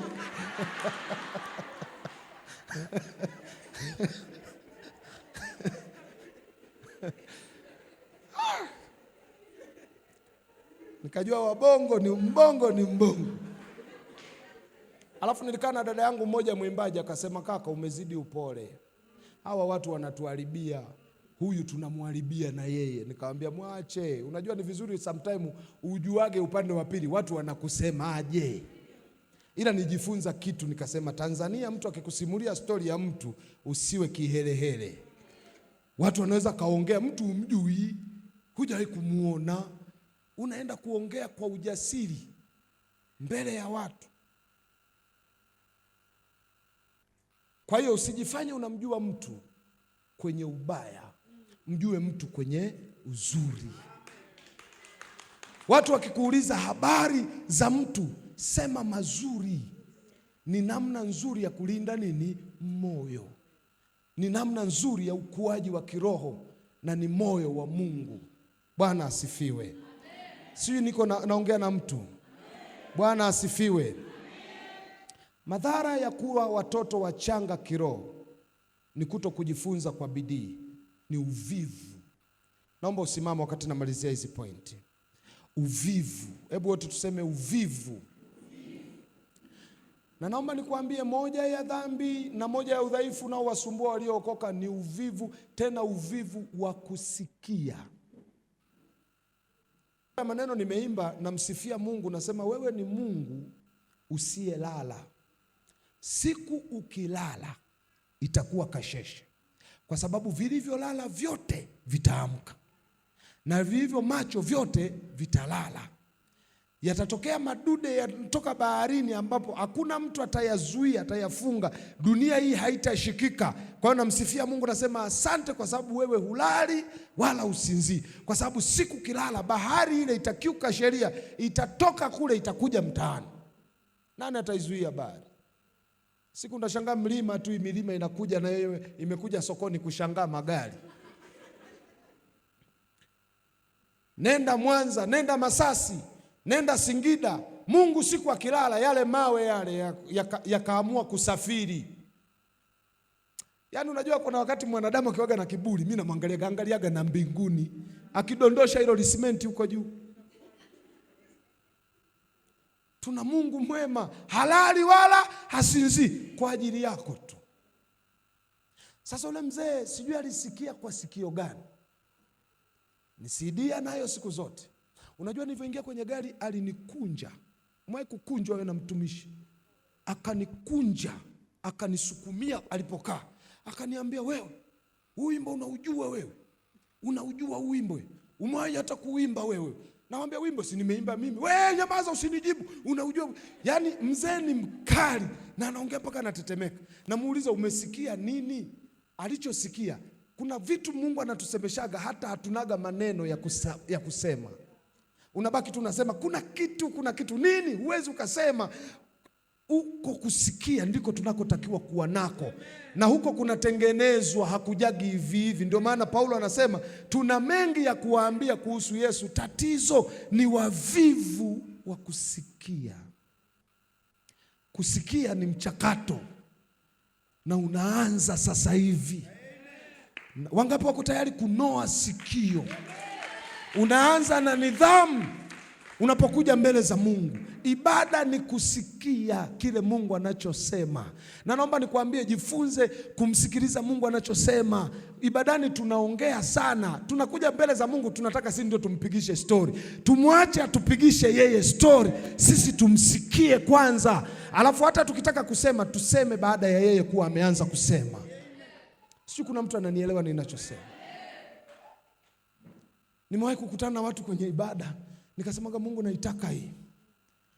Nilikuwa siku moja Tabata, radi imepiga ibadani.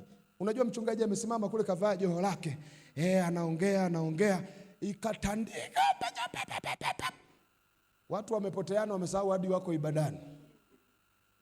Alafu nikamuona jamaa mmoja amekaa, amejishika hivi. Alafu baadaye ndio anashtuka, anaangalia nyuma, anaona watu wanahangaika. Alafu namfuata, wewe hata ushituki radi? Anasema, radi gani? Nikamwambia, ina maana wewe faili lako linachelewaga kunasa. Siku nyingine ndio nikaja kumuelewa. Alikuja nyumbani kwangu, akawa anaangalia kitu fulani kwenye television. Mpaka muda umefika tunaondoka, namwambia, mtumishi, twende. Anaitikia tu twende. Baada ya sema, umesema twende. Nikamuuliza, una shida gani? Akaniambia, hii kitu unaisikilizaga? Nikasema, nayo siku zote. Akasema, hujaisikiliza vizuri. Nikagundua kuna watu wanajua kusikia. Wakifika kwenye kusikia, wanatulia, wanafocus, wanasikia mpaka ndani. Hawa watu kiroho hawafanani na wewe. Sasa jiulize, ukiwaga hata mbele za Mungu, utulivu wako wa kusikia ukoje? Na ndio maana tunatoka hapa neno lile ambalo wewe hujaelewa. Kuna mtu anasema leo nimehudumiwa. Tofauti ya huyo mtu ni kusikia. Ndio maana Biblia inasema mmekuwa wavivu wa kufanyaje? Wa kusikia. Ndio maana mnarudi nyuma. Ndio maana mnarudia ibada za nyonge. Ndio maana mnamwacha Yesu. Sasa anamalizia asema, sasa hivi idhihirisheni bidii ile. Ni swala la bidii kusikia. Na siku kanisa likapona, likaanza kusikia, Mungu ataanza kutembea kwa namna isiyokuwa ya kawaida. Mungu atusaidie. Tatizo letu lingine kuchukulia kirahisi mafundisho. Tunachukuliwa kirahisi na mafundisho ya kila namna. Tatizo letu lingine kubwa, tunadanganyika na vipawa. Naomba nikwambie, vipawa havimsaidii mtu kukua kiroho. Vipawa vinamsaidia mtu kuvuma. Tunda la Roho ndilo kipimo cha ukuaji wa mtu. Kwa hiyo kinachotarajiwa kwa Kristo, kwa Mkristo, ni tunda la nini? La Roho.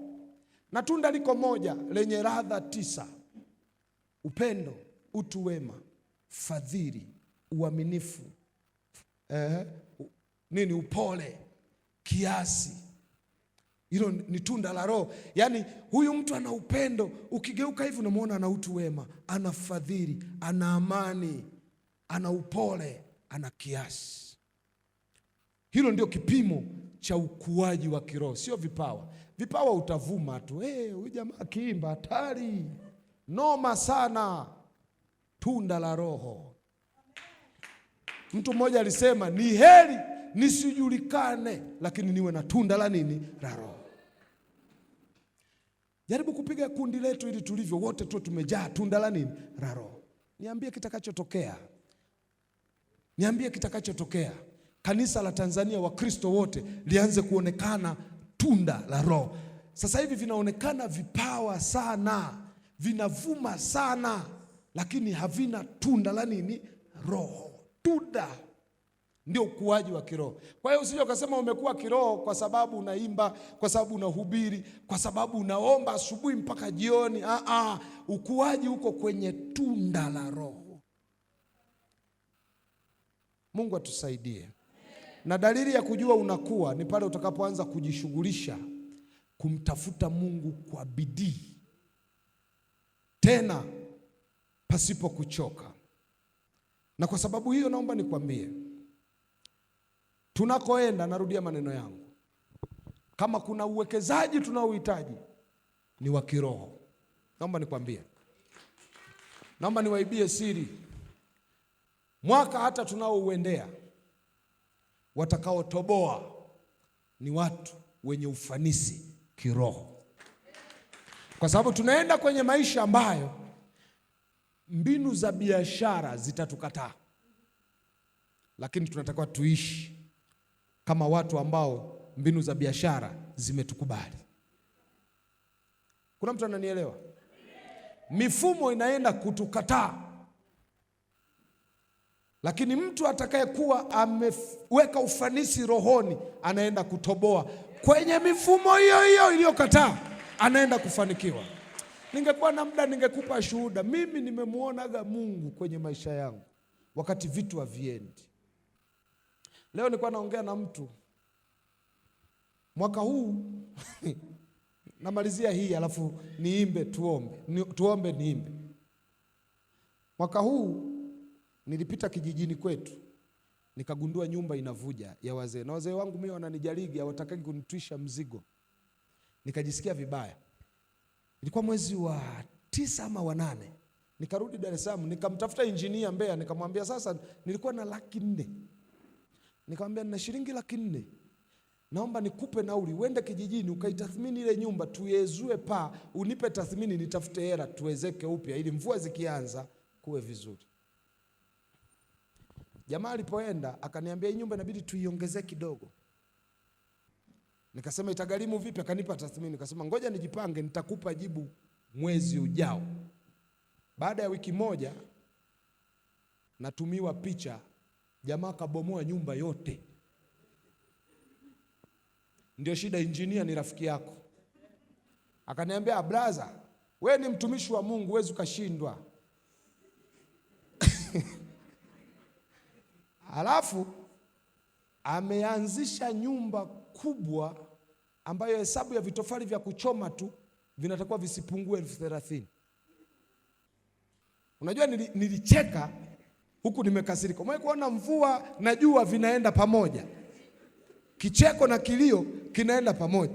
Yaani unatamani utafute hata tusi umuonyeshe umekasirika. Sasa ni mtumishi, huwezi kutukana. Alafu ananiambia wewe unawaambiaga watu kwamba kufanikiwa sio kuwa na vitu, Mungu wako atakusaidia. Sasa leo jioni ninampigia mtu fulani, tunapiga story. Namwambia sielewi, kuna mahali nyumba imefika, sielewi ni imefikaje.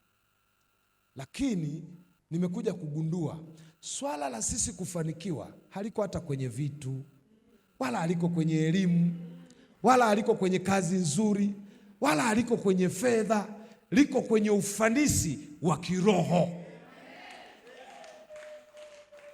Na hii natamani uishike, kwa sababu unatakiwa kula wakati huna hela ya kula.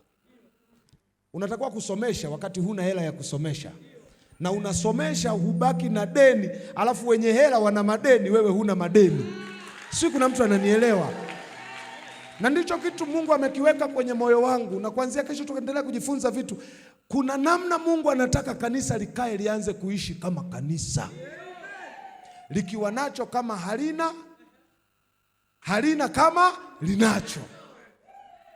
Sisi sio wakufa stress, unawaza mpaka tunasikia kichwa nganga nganga. Sisi kichwa kikiuma tunawaza namna gani tutapanda milimani kwenda kuhubiri, sio kuwaza sijui itakuwaje mitoto ikifukuzwa shule. Hakuna, afukuzwi mtu. Tunatakiwa kufanikiwa, lakini inahitajika ufanisi kiroho. Wangapi wako tayari kulipa gharama na kusema tuko tayari kuwa watoto wa Mungu na tuko tayari kukua? Nyosha mkono wako hewani, alafu mwingine weka kifuani, alafu omba pamoja nami maneno haya. Sema, Bwana Yesu, tunakushukuru kwa kuwa wewe ni bora kuliko vitu vyote, kuliko wakuu wote, kuliko mifumo yote. Na ndicho neno lako linachosema, ya kwamba yako mengi ya kuzungumza kuhusu wewe. Tatizo letu ni uvivu wa kusikia. Na kwa sababu umetufundisha ya kwamba wewe ni bora kuliko Torati, wewe ni bora kuliko malaika, ni bora kuliko hema za dunia, kuliko damu na kafara, wewe ni bora kuliko agano lolote, wewe ni mkuu kuliko Haruni, kuliko Ibrahim, wewe ni mkuu kuliko mababa wote. Na kwa sababu hiyo uko ndani yangu, nami niko ndani yako, hivyo maisha yangu yamefichwa kwako, na wewe ndio mwamuzi wa kila jambo, wa kila kitu, wa kila hatua katika maisha yangu. Ninakuomba jioni hii ya leo unipe ufanisi wa kiroho katika mambo yote, katika kazi, katika familia, katika biashara, katika uchumi, katika afya, katika mambo yote, katika jina la Yesu. Ninaomba maneno haya yawe halisi nitakapoyatenda na kuyaleta kwenye uzoefu, yakalete matokeo, kwa sababu neno lako li hai, lina uzima na linatenda. Katika jina la Yesu ninapokea kweli yako. Ninaomba sasa ifanye iwe halisi kwenye maisha yangu. Mshukuru Bwana kwa kinywa chako kwa dakika moja. Bwana Yesu, tunakushukuru sana. Wewe ni Bwana wa mabwana, tosheleza katika hali zote. Wewe ni Bwana juu ya mambo yote. Asante kwa sababu unapotufundisha una makusudi, na unasema neno lako halitakurudia bure mpaka limetimiza makusudi yote uliyoyakusudia.